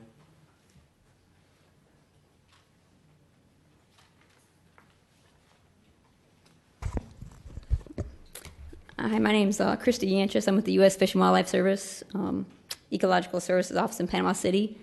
I am the beach mouse recovery biologist for 3 endangered beach mice in the Panhandle, Choctawhatchee beach mouse being one of them. I kind of found out about this in a roundabout way. No one's really come to us to ask us or discuss any of this project. And really the only access I knew of was the one through Topsail Hill Preserve State Park. This is sensitive bird nesting habitat at the outfall. Every year, that's the intent of, these birds nest in that area for that uniqueness of that the outfall features. We were there today. People are climbing on the dunes. They're marked off. More people, more destruction to the habitat's going to happen. The trail is currently being used as an animal path. We went and checked it out today, and yes, looking at it from an aerial, it looks like it's still degraded, and we wanted to go look at it just to check it out. But we saw deer tracks, lizard tracks, so the reason it does look so disturbed now is because animals are using it. It's an animal path now. It's nice undisturbed habitat all through there, unfragmented habitat. Certainly is Choctawhatchee beach mouse habitat in the dunes and the scrub. This is a preserve, and the preserve designation, I believe, only allows for 5% development, and I think the park is at that or near that already. Let's see. And the intent of the preserve management plan was to have only one entrance to Topsail Hill Preserve State Park, and I think that should be maintained. As for the BLM letter that was referenced, I'm pretty sure I wrote that letter, and that's comparing apples to oranges.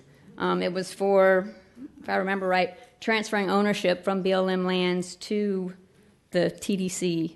There was no development included. I think that if there is any development, the intent is to still come to us to discuss it. And as for dune crossovers, this path is different than a dune crossover. We are in favor of dune crossovers. If your lot is on the beach, you're building house development. In order to prevent foot traffic over the dune, we would ask for a dune crossover.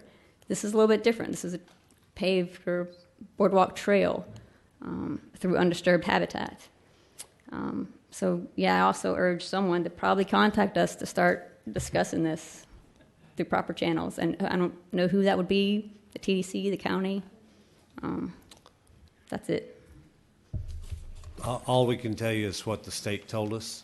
and it was to the first step, and I think Brian showed you the 15 steps or whatever it is. Before we do anything or talk to anybody, we have to get DRP's approval to even enter into a discussion. So Right. we Yeah, I haven't just don't want discussed you to it. go under false pretenses that, Right. it's going to be difficult to get this through Right. the preserve from our standpoint. Okay. All right. Thanks. Thank you.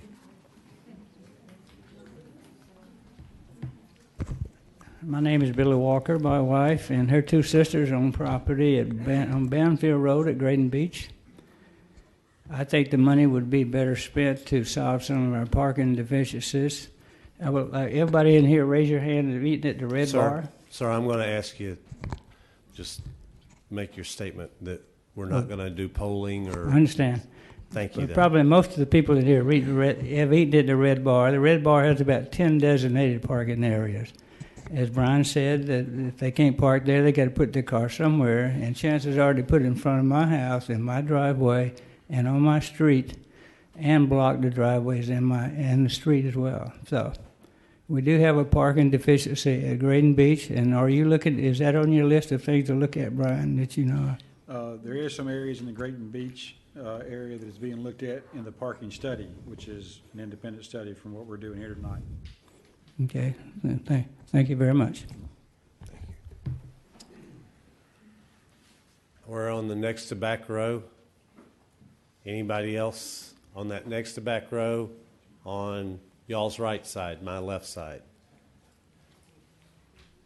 Go ahead. Yes, ma'am.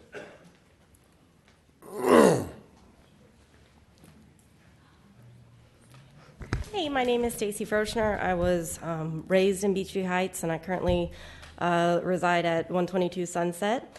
I just want to say a quick basic that this is a plan that I've been trying to find a reason to say maybe it's a good idea, but the more that I hear, I've just heard the Audubon Society, Department of Environmental Protection say that it's not a good idea, management plan says it's not possible, all these things, and I know that everyone's saying that they could possibly do it in a way that it doesn't affect the environment, but again, maybe sometimes our beliefs aren't exactly accurate. Maybe we need to allow our department heads and the people that actually study, the biologists and so on, to make these decisions, decide whether or not it's going to impact the environment.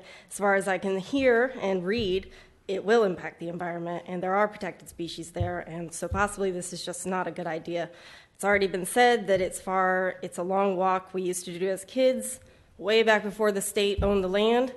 Since the state has put up that fence and they purchased the land, we were over the moon when that happened. We said, oh, this is beautiful. It needs to be a preserve. It needs to stay a preserve. And I don't believe that our county needs to start setting precedents to adhere to certain people's requests for beach access. I understand it's a problem. I use Stallworth on my bike almost daily, using money that the state has to either find more regional parking or just, advertise the Topsail, because it's a great park. I'm rambling. It's a great park, but it's underutilized, and so advertising might be a good thing to use funds for. Thank you very much. Sir, are you going to, oh, ma'am, okay.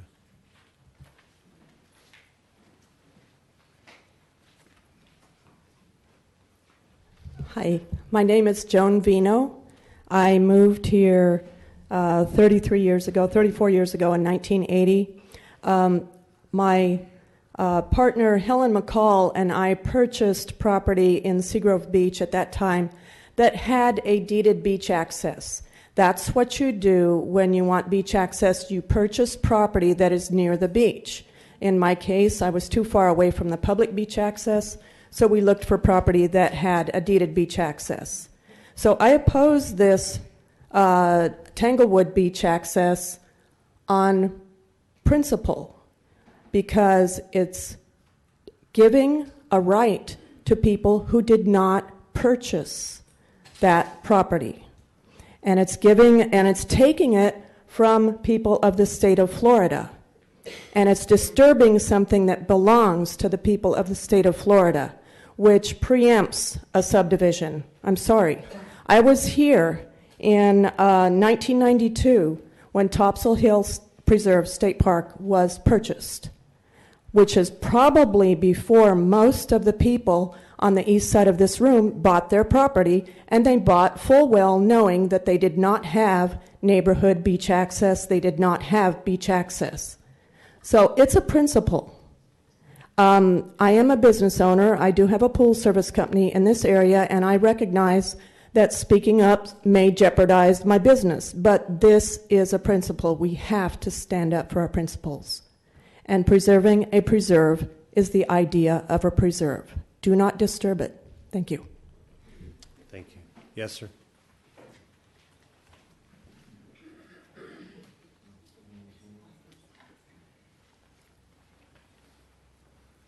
Good evening. My name is Rick Barry. I live at 202 Sandstone. And first, yes, I live in Beachview Heights subdivision and have since 1992. It's a quiet, peaceful neighborhood. It's the kind of place where a car driving down the road is an event. Needless to say, that all goes away if this project goes through. Some of the other salient points of why I oppose this project have already been made, so I won't go there, but personal safety issues are one of them. But my feelings run much deeper than that. I have a real problem with the fact that this project was well into the planning process before we in the neighborhood found out about it through an offhand comment by a friend of a friend.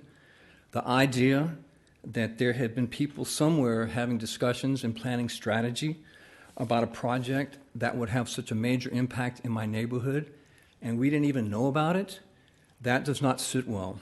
I also strongly resent that some would rationalize the negative impact of this project on my neighborhood as acceptable collateral damage.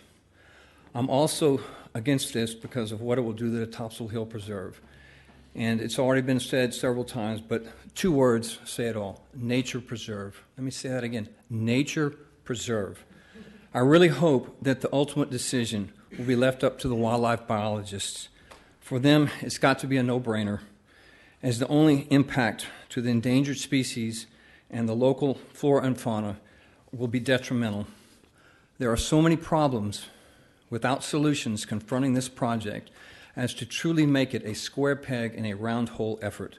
Here's an easy positive suggestion. It's already been said. Market the wonderfully laid out beach access that's just right up the road. You could shorten tram times during peak hours.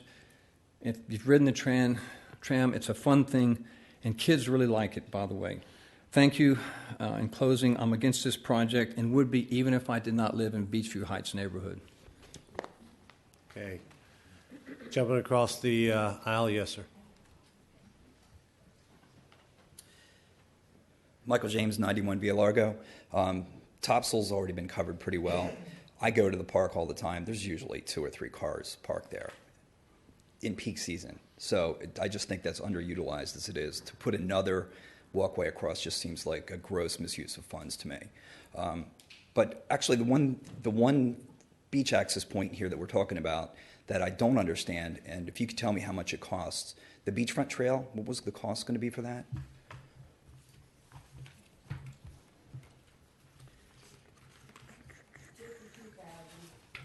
Is that close? 52,000?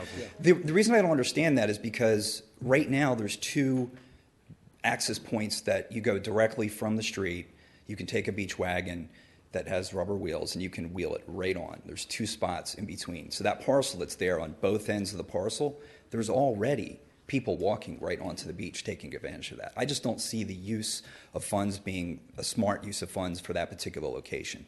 Maybe a bike rack or a shower at one of those 2 points, but there's already currently illegal parking taking place there that's a problem as it is.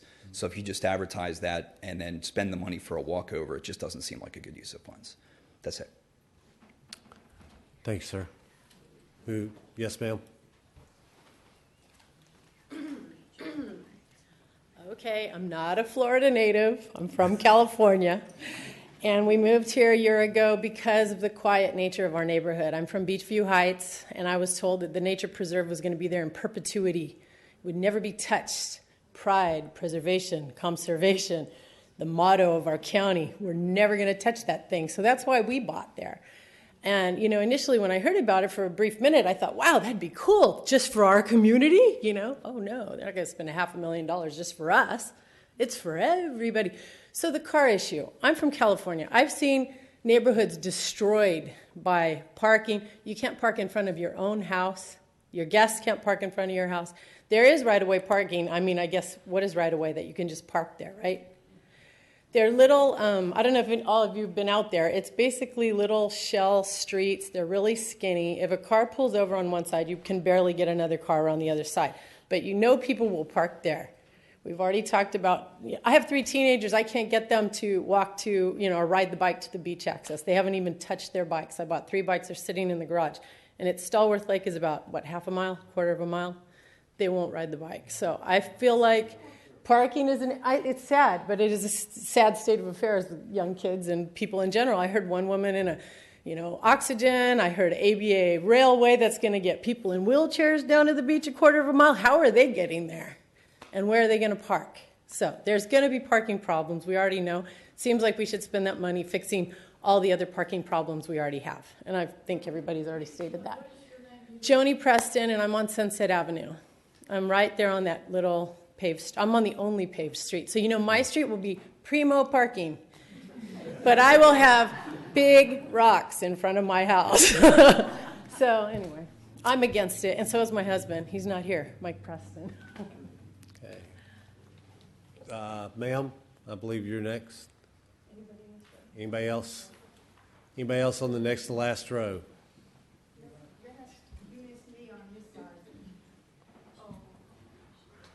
Okay, well, when we come back on the back row, we'll get you, ma'am. Everybody gets a chance, trust me. Nobody gets out alive. Okay. Hi, my name is Jan Shuttleworth, and I live in the vineyards in Sandestin. I have several concerns, one of them being that I do not want a precedent set going through a preserve because we've already had people trying to get access on the west end of the preserve through various builders wanting to build near the Grand Boulevard area, and I think this would set a precedent, and so I'm not in favor for that reason. I also am a volunteer over at Topsail, and we do all kinds of wonderful activities over there.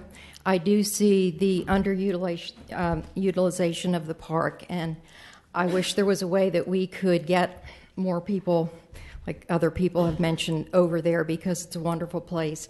We have parking galore. The trams will run as many trams as we need to get people to the beach, back and forth. It's a fun ride, as other people have said. The other question I had was in reference... several people have referenced the Cypress Dunes trying to get this done in the beginning, do it the right way. According to that survey that some people have already read parts of, one of the exhibits that was included was a summary of cost estimate, potential beach asset, the access for the boardwalk. And I don't know exactly what the 400,000+ included, but this one that was done in conjunction with the state gives an estimated cost of $711,000, which is quite a big difference. I don't know whether that included survey, design, permitting, and that type of thing. It may not have, but according to this report that a lot of people have mentioned, $122,000 was included over and above the access, $490,000 for the boardwalk itself, plus the stormwater honor box, kiosk, the bicycle rack, and so forth. Plus, this did include a contingency fund. So, to me, there's a big difference between $450,000 and $700,000, which makes it even more, I think, just not a good use of funds. Okay, and I'll address your question. Okay, I would appreciate that. That estimate of $429,000 includes everything. So Okay. that's soup to nuts. And no offense to the DRP, but we have a guy who's licensed or has been licensed as a general contractor or as a contractor. And I Okay. would trust his numbers before I would trust DRP's construction. They use an average for the state. And as you probably figured out, it's a lot cheaper to build up here than it is in Miami and other places that they have to build. So it did include everything. Okay. Thank you. I Yes, just have ma'am, one other comment. Ma'am, no, ma'am, I'm sorry. I have cut off 4 or 5 people already, and I'm going to have to cut you off. I'm sorry. Next over. Yes, ma'am. I'm sorry. Hello, my name is Lisa Bauschy. I live in Beach Highlands, and I'm here to represent myself, but also a number of other residents of the Beach Highland community. First and foremost, I want to say that we already have one access. The second one that's being proposed is extremely close. Anyone who would walk or bike to the one would, is not going to be more or less inclined to walk or bike to the second one. It's not necessary. Already people in the neighborhood, which is what the neighborhood and or walking, biking distance, which is what you're looking for with these accesses, already people use our nice little tiny access to get to the beach. And to my knowledge, never once has someone who is just willing to walk or ride a bike to any access in Beach Highlands ever been accosted for it. We have not made any issue of the fact that people want to use it as a walking access. That said, all of you know we have a tremendous parking issue. We went through all the procedures to get no parking signs. It was postponed for over a year now. We've continued to ask for enforcement. The Sheriff's Department has been as amenable as they can to it, but they say they don't really have the right to enforce the parking. So we continue to have issue after issue. And a second access within such a tiny little area as this is only going to exacerbate that problem. The other thing that's a factor, and several people brought it up on others, but why spend $80,000 more for a walking access that's that close to one that already exists? So that's a factor in it. Some of our right-of-way parking that keeps coming up, we have utilities, we have water meters. When we have guests, any of us in our neighborhood, we need places for people that actually come to visit our neighborhood and our residents to park just like anybody else in a residential neighborhood. We also have a neighborhood plan that is Walton County approved that says that this is a residential neighborhood. We're not 30A. We are a little 3-street residential neighborhood, and we ask that you, TDC, and you commissioners, please respect the fact that this is a single-family residential neighborhood. We have children, we have pets, we have moms and dads and visitors, and we don't need to be turned into a parking lot, and we don't need the entire 5 million extra visitors that may come to Walton County in the next few years to be aware. Thank you. Thank you. Next, on the next to last row, over here. Okay, on the back row, up against the wall, starting in the corner over there. Yeah, that's what I'm saying, the back row. We're going to come across. Before you start the clock, could I give this to all of the commissioners? I can give it to the clerk, who can give it to the commissioners.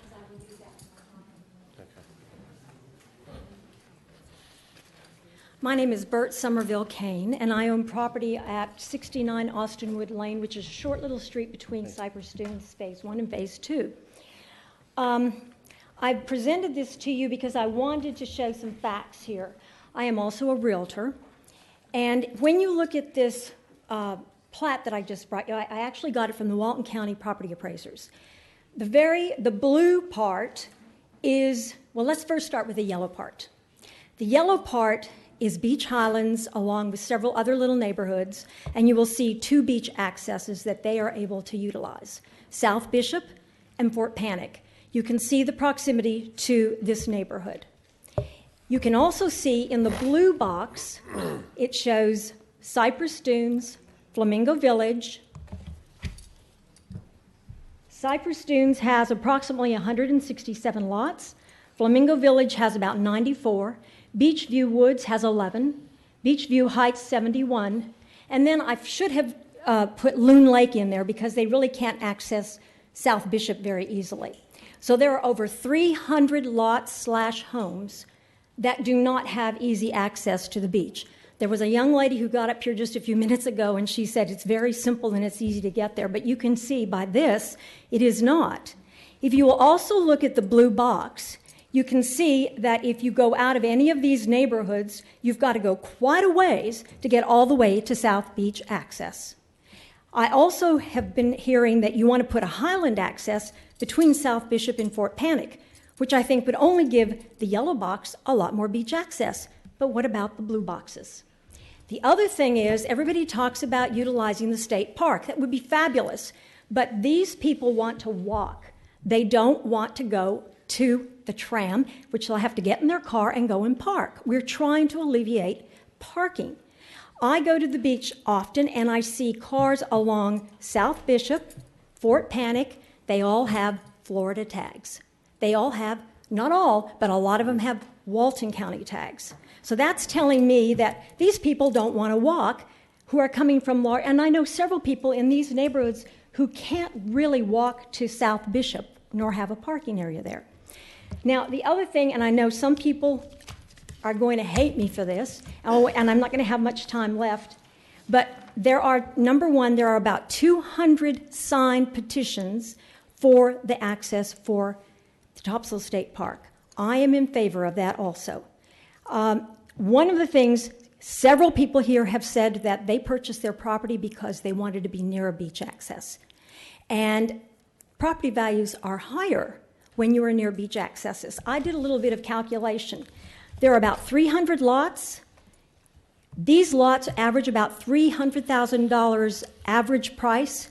That's about $90 million in how much it costs for the homes. If you take that and you have about a 10% increase. Thank you, ma'am. Okay. I appreciate it. Along the back row, somewhere from, yes, sir.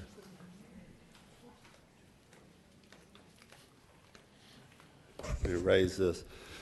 Sure. Hello, my name is Gary Jordan. My wife and I reside at 418 Cypress Drive in Cypress Dunes. I fully support the plan for the boardwalk over the east end of Topsail Park. I think the plan that has been presented and laid out today is an environmentally sustainable one. Thank you.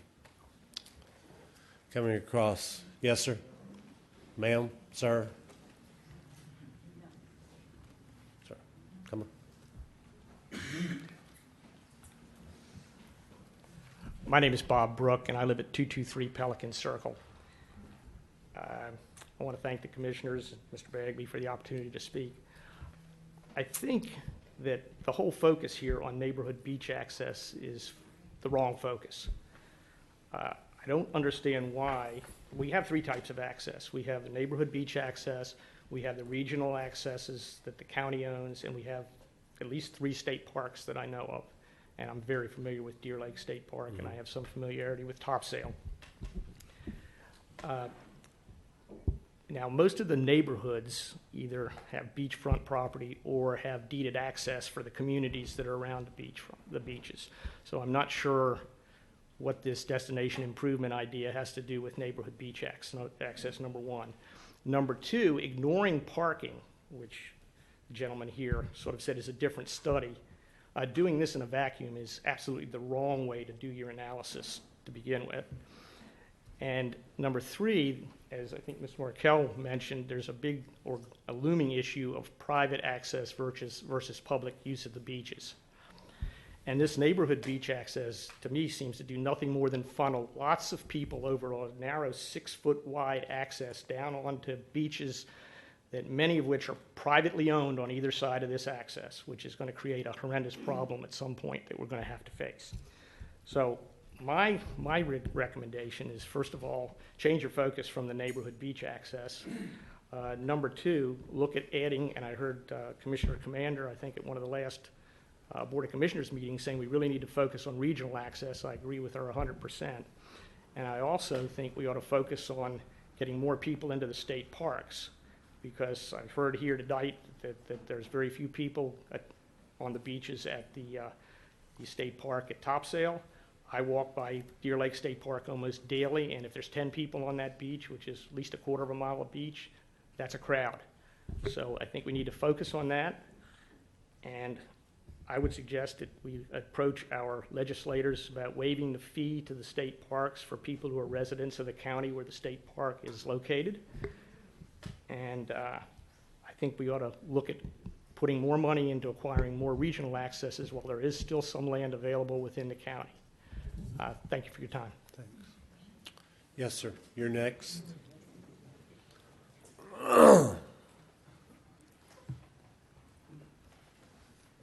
Evening. Marvin Cutchins. Most people know me here as Gus. 42 Austin Wood Lane, right in between the Cypress Dune neighborhood. Like the gentleman in the green, I was born and raised here. Just moved back 5 weeks. I found it very difficult to put my toes back in the sand, so I support beach access. Contrary to all the comments about walking, I would love to carry a fishing rod a half a mile to fish on that beach. Trying to be, it's sort of eclectic because of so many of the comments have already been addressed. As a scientist, trained at the University of Florida, I've done research in the early days on alligators, sharks, and so forth. I appreciate endangered species. One thing that upsets me here is the lack of data. So I would encourage you gentlemen and ladies to pursue this, to pursue further documentation of the feasibility of these walkovers. I think that's very, very important. Thank you. Thank you, sir. Sir? No, the other, the sir that's coming forward, I apologize. Just trying to keep it flowing. Hi, good evening. My name is Jonathan Weber. I'm from Tallahassee. I'm with Audubon, Florida. Audubon is Florida's oldest conservation organization. We have 44 chapters and 35,000 members statewide. And there's no mistaking it. Topsail Hill is a special place, and it has a special status as a state preserve. It is an island of biodiversity, preserving habitats and species increasingly imperiled outside of the park's boundaries. Habitat that has been converted for other uses. This includes habitat for some of Florida's rarest and most imperiled species, including snowy plovers, least terns, black skimmers, piping plovers, and the rare Choctawhatchee beach mouse, which was actually first identified at Topsail. Everyone who has visited Topsail knows it is a place of incomparable beauty. To protect this place from being loved to death, the Florida Park Service has taken great pains to create a sustainable mechanism for public access. A parking lot removed from the beach and dune lakes to protect them. With a convenient tram to shuttle visitors to the beach, it more than accommodates the existing demand for use. Audubon does not support the new proposed access to Topsail Hill State Preserve. This new access would be unstaffed, so access to the park would be functionally unrestricted 24 hours a day, rather than confined to the daylight hours, as is the current practice. Management of the access and of the additional public use to this part of the park would come without additional funding to support it. And unrestricted access often see more violations of park rules, dogs on the beach, alcohol, vandalism, and resource exploitation that require monitoring and enforcement. Our recommendations are based on sound science and on the interest of preserving wildlife for current and future generations to enjoy. The nearby homeowners had no rightful expectation of pedestrian access to the park at the time they bought their homes, but they did buy their homes knowing they were situated adjacent to this remarkable jewel of the state park system that remains in good condition because of the special protections granted to it. Topsail already has an existing access providing ample, convenient, compatible access for all to use the park. Audubon does not support this new access point. Thank you. Yes, sir. I believe the next person, ma'am, going around. Yes, ma'am, come on up. Sorry we didn't get you earlier. That's all right. Maybe last is going to be best. Oh, you're not. We may be halfway through. There's a huge crowd out there waiting their turn.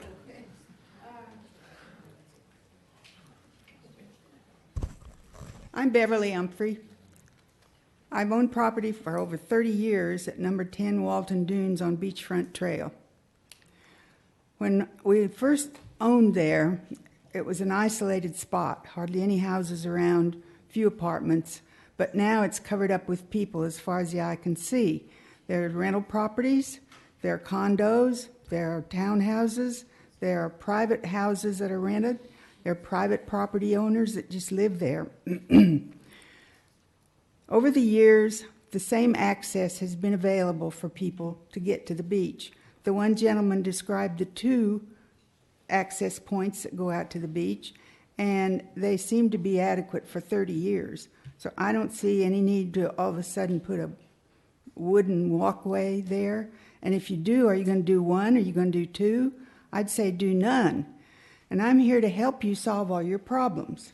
I would recommend to use that $52,000 that you talk about it's going to cost to do the walkway to support the tram and trolley that goes up and down 30A and figure out some kind of way that it'll get people to the beach and pick back up at the beach.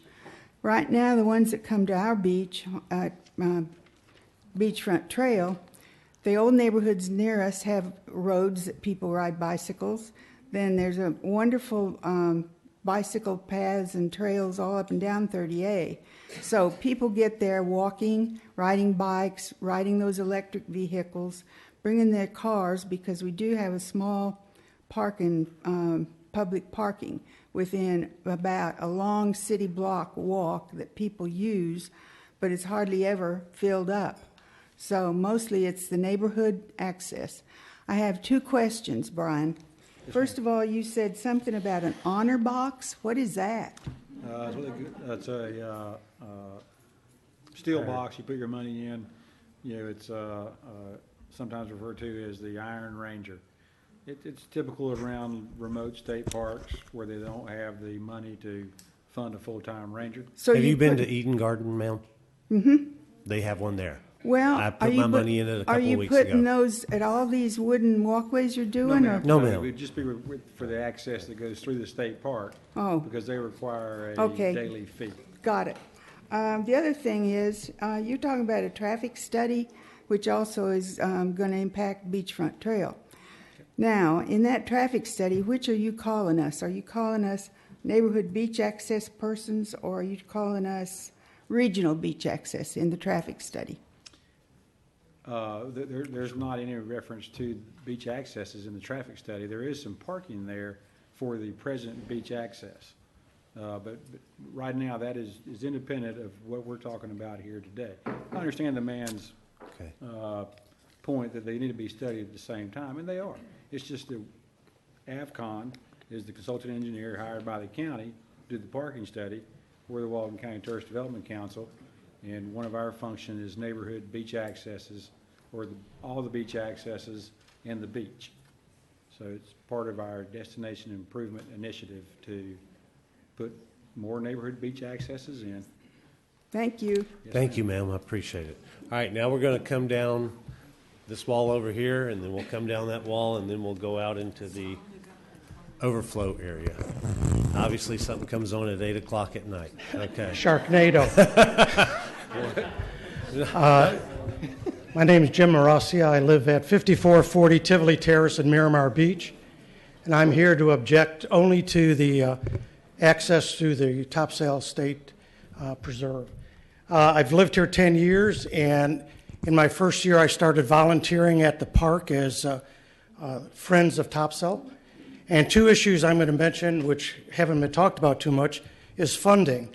State parks are to be funded by those who use it. Okay, funding has been cut. So what the Friends of Topsail do, we do pancake breakfasts, we have the Fall Festival, and do other things to raise money that go directly to the park. So this Iron Ranger, I'm afraid, is not going to be very effective to get whatever the fee is. It's $6 for a carload of people to come in. And unless you, the county, provide a person to man the entrance and collect the fees, I'm afraid the park is going to lose what little money it gets coming in now. Okay, the other thing, I may be tanner than the gentleman there because I like to fish and go to the beach. And when the access was open on the west side of the park, I used to be able to go in there, and you could drive in. There was an Iron Ranger, park, and go surf fishing. About 5 years ago, or 6, they said for security reasons, they were closing that. They wanted one entrance to the park for security, and I'd say the other thing is for financial reasons. So they closed it. I still see people parking their car on 98 and sneaking in. So if you think an unmanned entrance anywhere on that park is going to be paid for, I'm afraid not. I think if that's what ends up, then the TDC or the county needs to determine what kind of money you're going to give to the park for those people who use it and don't pay for it. I'm opposed to people using the state park without paying for it. And that's what this would end up doing. Thank you very much. Okay, thank you, sir. Coming down. Well, My name is Emily Ellis. I live in Inlet Beach, 58 Rattlesnake Trail. I think that's a very good point. It's been made obviously many times about the gate. That was a question that I had, and it was just answered, that there is no actual physical gate that would keep people from going down that boardwalk at night. I was on the advisory board for Camp Helen State Park. We just reviewed our 10-year management plan. And one issue that we do have at Camp Helen now is we have a pay box there, and people will come right into that park and park and not have paid, and they'll be there, without a tag, and so that is an issue to begin with. But there were many big ideas that were kind of thrown out before the management plan was first put together, and I think they were put out there so that people could get feelers on how the public would react. They were talking zip lines. They were talking floating amusement parks, really, into the lake, floating parks where people could climb up and all these kind of crazy Could I just clarify, are you talking at Camp Helen, or are you I'm talking about at Camp Thompson? Helen, yes. Okay, And I'm just comparing. I just want to make sure I got confused. Yeah, and I'm just comparing what people are going to try to do if they're, given that leg and given that step up. Obviously, all that was pushed aside, and the management plan was condensed quite a bit from what the original plan was. They had a boardwalk that was planned to the beach at Camp Helen. And that's a long walk to the beach at Camp Helen if you've been there before. One question, the boardwalk that will be through, will it be a raised boardwalk with handrails? Yes. That was kind of nixed from the Camp Helen plan because, and this is one thing that was not mentioned, so I decided to stand up and say this, those boardwalks create artificial perches for predators, for the beach mice, and for the snowy plovers and the least terns. Camp Helen has the highest fledge rate of the snowy plovers this year, at least. And the crows and the hawks will come in and use those as artificial perches. The raccoons and the coyotes will start to live under those boardwalks because what's going to happen, people walking down those boardwalks are going to, even though there's a trash can up there, they're going to throw their trash out. It's going to bring in a lot of nuisance predators in that case.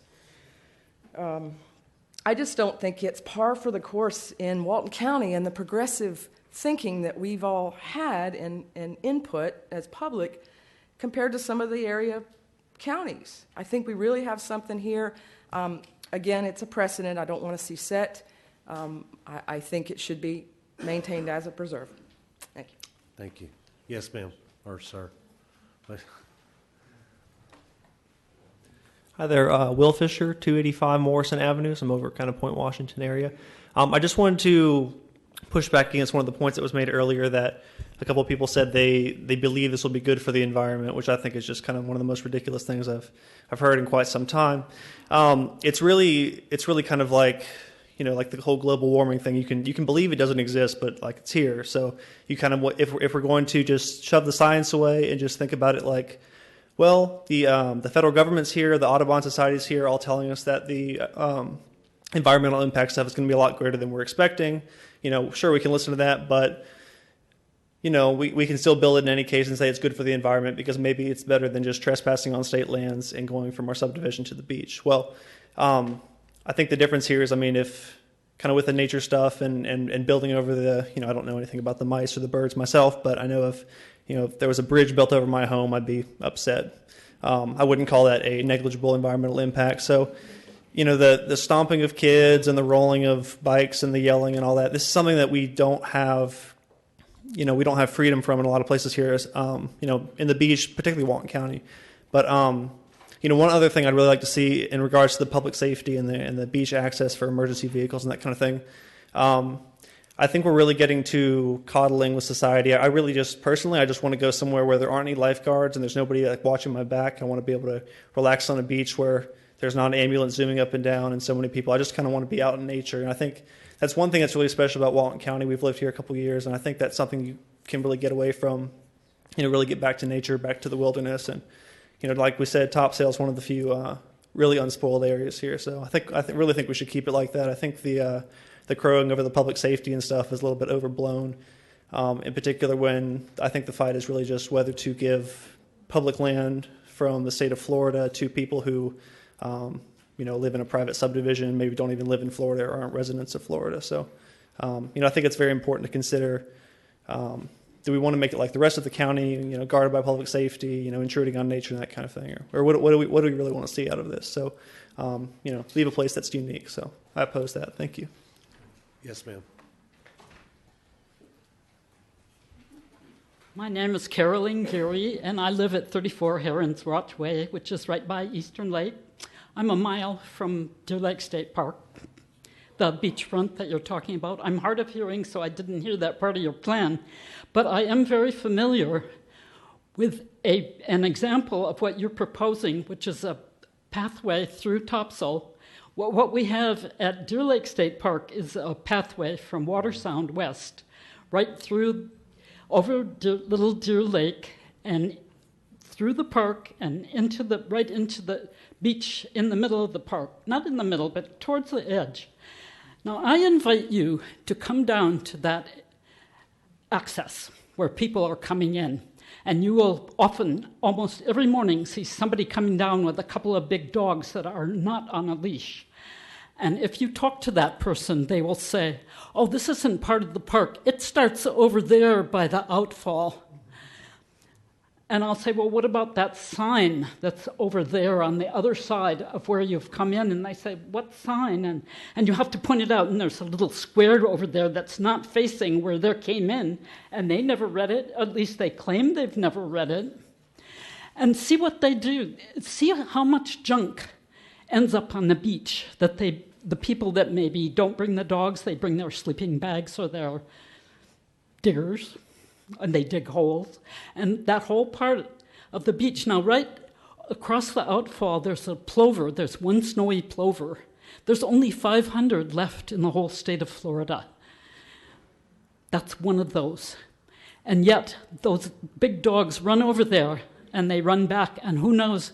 The outline of a dog, says Bonnie Samuelson from the Audubon people, have said, the outline of a dog looks just like the outline of a coyote or a fox or a raccoon, and that bird will jump off the nest, and in 2 minutes, the sunlight can fry a little bird. I mean, to me, what I tell these people is, could you put your dog on the leash like it's supposed to be, and take it over on the other part of the beach where there aren't any wild things? I mean, it's a domesticated animal, right? I just say, since you people who are going to make this decision, you go down there and see how a path through a state park impacts the beach. Thank you. Yes, ma'am. Yes, sir. My name's Buddy Burris, and according to the gentleman over here, I guess I'm from 15 Samantha Drive, Covington, Louisiana, because I'm not a resident of this place, but I do have a home here in Cypress Dunes. And I'd just like to tell you, I chose Cypress Dunes. Nobody told me we were going to have a walkway. I chose it because of where it was and the beauty of it. I go in the park all the time on my bike. Everybody talks about there's no parking, nobody parking over there. No, they don't. But they have a lot of campers over there that use those places. Those bike racks are full all the time. No, maybe not in November, December, January, or February, where nobody's around. You go on the beach and nobody's here. But during the summertime, it's crowded. Add another parked up, how many spots? 100? then they'll be complaining to the park people that it's overcrowded there too. I know that other people have problems. Everybody's got problems with things that come, commerce, moving, growing, 300 lots for sale. And everybody knows about the mice and the rats and the birds and the eggs and all the rest of it. But you know what? And yes, I do believe in God. God gave the way to take care of all of this. They got forests that burn to the ground. Yellowstone National Park comes back beautiful than ever. And we're talking about a walkway to go through a park so people can enjoy the beaches. Not only the beaches, they can enjoy what everybody is talking about in this room. Nature, bringing your kids to the beach, letting them see a little bit of this forest that it is. I guess it's the little shrub oak trees, I call them. They're about this tall. You don't have to damage everything, and yes, you got to go pick up some trash. And I got one other thing for y'all. I am from Louisiana. I love it down here. I never thought I would. I bought the house probably for my kids, and I'm always here. But I will tell you this, parking, I live in Louisiana, it's called a tow truck, and it's called boot, okay? And it's called a policeman. That's all you got to do. Thank you. Thanks, sir. Please, thank you. Ma'am, are you going to, ma'am? No. Anybody else over here? Yes, sir.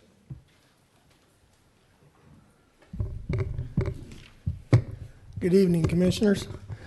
My name is Kent Wimmer. I am the Northwest Florida representative for Defenders of Wildlife. I live in Tallahassee.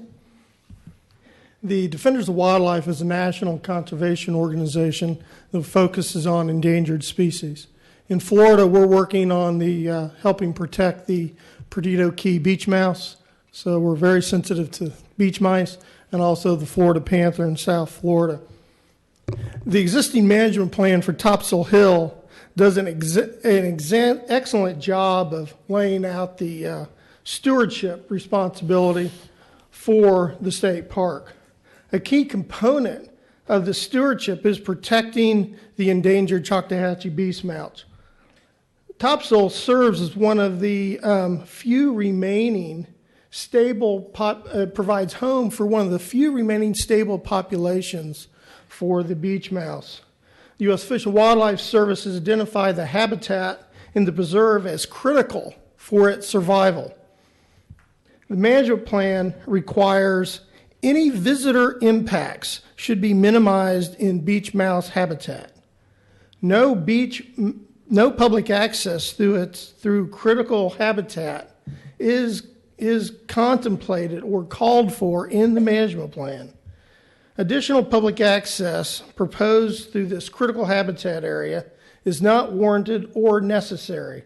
The convenience of the relatively few owners to this relatively remote beach through critical habitat should not outweigh the protection of endangered wildlife. Protection of the last remaining high-quality habitats for the endangered Choctawhatchee beach mouse should be the first priority of a state park that has been designated as a preserve. Defenders of Wildlife recommends that the Tanglewood Street beach access not be pursued so we can protect the critical habitat of the preserve. Thank you very much. Thank you. Sir, you going to speak?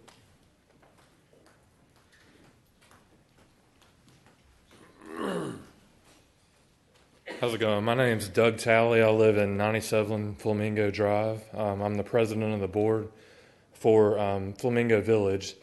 And just as a note with the board, like Mr. Parks mentioned, the board is very much in favor of the access that's proposed at Topsail State Park.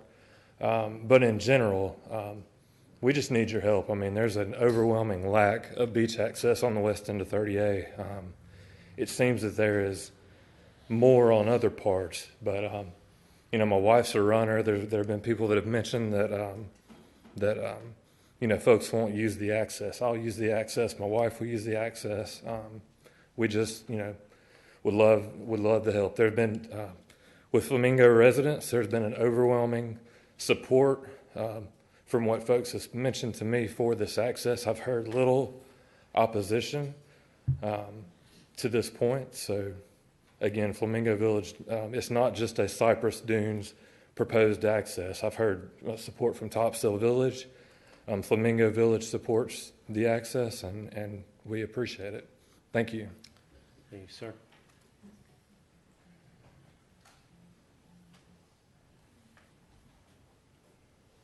My name's Don Schrader. I'm a former resident of Walton County. We live in Okaloosa County now. My wife was instrumental in preserving the land which became Camp Helen State Park. We continue to be volunteers there. First of all, I oppose any changing in state parks or state preserves because they're set up by the state with a good plan, and I think you should follow that plan and not try to amend it. But by the same token, your state parks and preserves are facilities that you should be promoting. They're absolutely gems that you have right here in Walton County, and with respect to Camp Helen, a quarter of a mile into Bay County. Also, I think with beach walkovers are wonderful things, but it's a little bit like love and marriage. You can't have them unless you have parking. So my advice to you would be make sure you have land for parking and you can finance it before you build the walkovers. It seems to me that also ties in with your name, Tourist Development Council. Your money comes from bed tax, and your job is to develop tourism. And that fits hand in glove with providing parking for any beach access you provide. Thank you. Thank you, sir. Ma'am? Before, because I know some folks came in that were out in the overflow area. Anybody that came in that didn't have a chance to speak, not somebody that you waived your time. No, we'll get the ones I'm talking about sitting in the chairs. Okay, because I think now we're up to you. Going up the wall, ma'am. My name is Barbara Morano. I live on Brentwood Lane in Santa Rosa Beach. It is with deep concern and thought for my neighbors that I don't offend and I search for the correct words to express myself. The particular walkway on Topsail is on a state park. It will be unattended, and it's at a cost to the state park. It was closed many years ago because there was a fire. Is the county going to take that responsibility for what could happen in this state park? It's going to have costs to us in Walton County with trash pickup and et cetera and monitoring. I sent the commissioners and I sent you, Jim, an email. And I said, let's negotiate a better deal for Walton County residents for a reduced rate that will serve Topsail State Park only, not including the other 158 state parks. I call this a spa pass, and I think some gentlemen were bringing this up. State park access. You can have a reduced rate for Walton County. Our people from Defuniak Springs can come and park. I personally have joined at a cost of $129. That was just for myself and my husband. That's a lot of money, but I did it. I don't live near Topsail. I'll ride to Topsail. My access is Spooky Lane. But if the state could take some of this money, this $400,000, and subsidize for Walton County residents easy access into State Park, let's try Topsail. Then we go to Grayton. Then we go to Deer Park. We can go to the others. We can make this almost like a museum. You can have supporters. You can have benefactors who would give you money almost to support itself. You can have some wine and cheese party for the people who are going to give you $1,500, but you can also have reduced rates for Walton County, a spa pass, state park access. Thank you. Thank you. Yes, sir. You. Yes, sir, I'm sorry. How you doing? My name is Brad Bolton. I've owned a house on Highland Avenue for 10 years. I'm against this Topsail State Park, and selfishly, it would help me because it'd free up a lot of these people up here supporting it from Cypress Dunes. I see at my beach walk all the time. So I think I have a good reason to support it going in, but I don't. I want it to be a preserve. Secondly, I think the Beach Highlands, I use both of those every day, Stallworth and Beach Highlands. And Brian, we've spoken on the phone, and thank you for that. I think you guys need to look at the disaster at Stallworth first before you go plug in another one. The last 3 weekends I've went down to the Highland Bullard access, and I've asked people where they're from. I know the people that use it are in the neighborhood, and the people running across the house, I can notice them. They're from Sandestin, they're from Cypress, they're from the Marriott, they're from Destin, they're from Okaloosa. They park. You guys are going to introduce another one, they're going to park. I've seen it. It's a disaster. I'm not one of those people that call. I'm not one of those people who was for the signs. I think everybody should be able to come to the beach and park accordingly. But you guys are not going to direct. Brian, I'd like to just know what you guys are going to do with the Stallworth. You guys said it's a bad example. And before you answer, what I would like to see, because I'm not going to say I'm for or against the Highland thing yet. I'm all for people going to the beach. What I want to see is you guys address Stallworth's mess, because it's a disaster. I replace my sprinkler heads 3 or 4 times a week. If I do it posts in the yard, I don't want to do that. I want people to be able to park and go to the beach. Everybody should be able to share the beach that I'm lucky to live right across the street from. But it's a disaster, and you guys are going to implement another disaster. And I think you guys are you're all very short-sighted to think you're going to introduce that and not bring cars down from Dune Allen and 30A. And it's TDC, whoever said that. You guys, I want to know you're looking out for us property owners. I want tourists and other people to be able to come, but you guys, I think you need to hit a timeout, because I think Topsail and Highland are tied together. If Topsail doesn't go through, you get more Cypress, more Flamingo people coming down the park on our streets and make even more of a disaster, because they don't walk, they drive, they have golf carts, they park everywhere. And the third, I want to get back to that question, but the third thing, Dr. Berry also mentioned, that was very alarming to me. I found out from a friend of a friend, there was no notice. There's no sign on the street that says, hey, we're having a public meeting. I lived in Nashville for many years. When there was major issues like this, there'd be a sign that says, hey, we're having a public meeting. They'd mail everybody within a reasonable amount of area, so we know. There's lots of people who don't even know. They're not even here because of that. I wish you guys could figure out a way costly or cheaply to notify us. But Brian, if you guys put a new access in there, how are you going to fix the mess that is Stallworth? No current plans for doing anything at Stallworth right now. I do understand what the problem is down there. Yeah, and not to cut you off, but just that's very short-sighted. And I respect you because you were nothing but nice on the phone. We are going to ask, and several of the commissioners have, I believe, directed us to do a design charrette for the public space, similar to the one that was done in 1994. You probably weren't here then, but where they took the whole destination and they said, what's our signage standard going to be? What's our parking standard going to be? I would think that one of the proposals, whether or not that's what gets chosen or selected, is that the neighborhood beach accesses, there's only a few that have parking, and those are where the problems are. If you go down to Seagrove, where none of them have parking, there's not a problem. Well, I understand that. And so I would think that one of the possible solutions, and I don't know if it's going to be the solution, is that at the neighborhood beach accesses, you take out the parking and you put bicycle racks in those spots. But I don't know what the answer is, and we don't. Yeah. And well, that's we won't all solve I that ask is tonight. you guys, before you go here, I appreciate it. With new, your time. Thank you. Yes, ma'am. Hello, my name is Tina Barron. I live at 207 Beachfront Trail. I'm opposed to the walkover due to the fact of what the gentleman and the lady had said. There's actually 2 areas to access the beach there. Also, we clearly, and I'm sure Ms. Meadows has realized this, we have been cut off. Seagrove, the dunes of Seagrove sits to the right if you're facing the beach. Walton Dunes sits to the left of us. And those are private beaches. So what is happening is for all the homes that are behind us, they only have approximately 150, I would say, yards of beachfront, probably 50, 60 yards deep.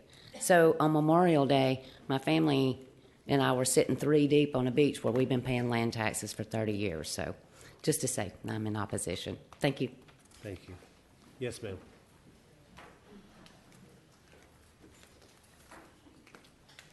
Hello, I'm Margot Urick from Point Washington, Florida. I am opposed to the Topsail beach access. It is a preserve. There is a lot of encroachment on state parks this year. Someone from Watercolor trespassed on Grayton State property and cut down about 30 magnolia trees. So the parks have to be protected, and unguarded access would be a disaster. I think that people should buy a season pass to the parks. They can go 24/7, not 24/7, but 365 days a year for that pass, and it's a very good deal. Thank you. Thank you. I'm not sure whose phone is on, but sir, you're the last one on the wall, sir? Yes. Okay. Oh, I know. And if there's anybody out in the overflow area, if you'll come in up against the wall or in some of these empty chairs, we'll let you speak too. Yes, sir. Thank you for allowing me the opportunity to speak. My name is Pete Foster. I live on Highland Avenue, and I want to reiterate what Brad has stated. The conditions at Stallworth are deplorable. Yes, sir. We have occasions where we have, let's call them young people. People may be an exaggeration, I don't know. Down there at night, and there's pot smoking going on, there's public urination going on along the walkover. The parking, we all know, is atrocious. We have people coming up over the top of the hill on Highland Avenue at great rates of speed. I've almost been run over several times. My dogs can't go out. Children have been scared by cars.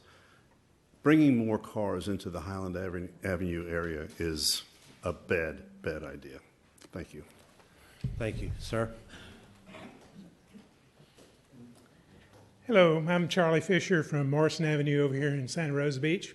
I'm against the topsail crossover for lots of reasons, but I'd ask you to consider one thing, just practicality.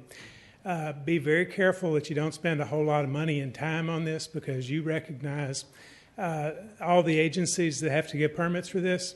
The probability of you getting this done isn't a whole very large, so don't spend a lot of my tax money, the absentee owner's tax money, anybody's tax money or effort on this. Consider the risks first. Talk to the federal agency that has to issue a permit. Talk to the state agencies that have to issue a permit. Talk to your own permitting agencies and sort that out, because, I love the neighborhood beach access. Great idea, get cars off the road, but, go with the ones you're going to be able to get done. Thank you, sir. Ma'am?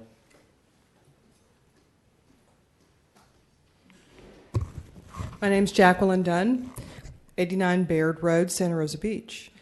I came to this area in 1957 when the bridge was wooden between Okaloosa Island and Destin. So kind of familiar with the area. Remember the pristine nature of the area, all of the sea oats. It was a gorgeous place. But I also have my daddy's genetic material, and he's an accountant. And when I look at the discussion, hear the discussion, and look at some of the facts that have been presented this evening, it doesn't make fiscal responsible sense to me to spend all that money, $400,000 plus, on a project that has already been clearly illustrated by some of the people who will have impact on whether this can occur or not. When you think about parking in this community, that's a disaster. I actually have access to Stallworth, and I'm not even going to beat that one because that horse is dead. But the bottom line is that money could be spent much more effectively to address the parking problem, and I think it would be a better opportunity to make a better experience for our visitors. So I really encourage you to really rethink this, and I am definitely against the topsail access. Thank you. Okay, I'm going to make one last call for folks to come into the main room if you want to speak. If you don't, last call. Ma'am, did you going once, going twice? Closed. Thank you. Okay, dude. Mr. Jones or any of the commissioners, I know y'all are here to listen, and I appreciate everybody taking time out of their lives to come here and express their opinions. And we are done. Thank you.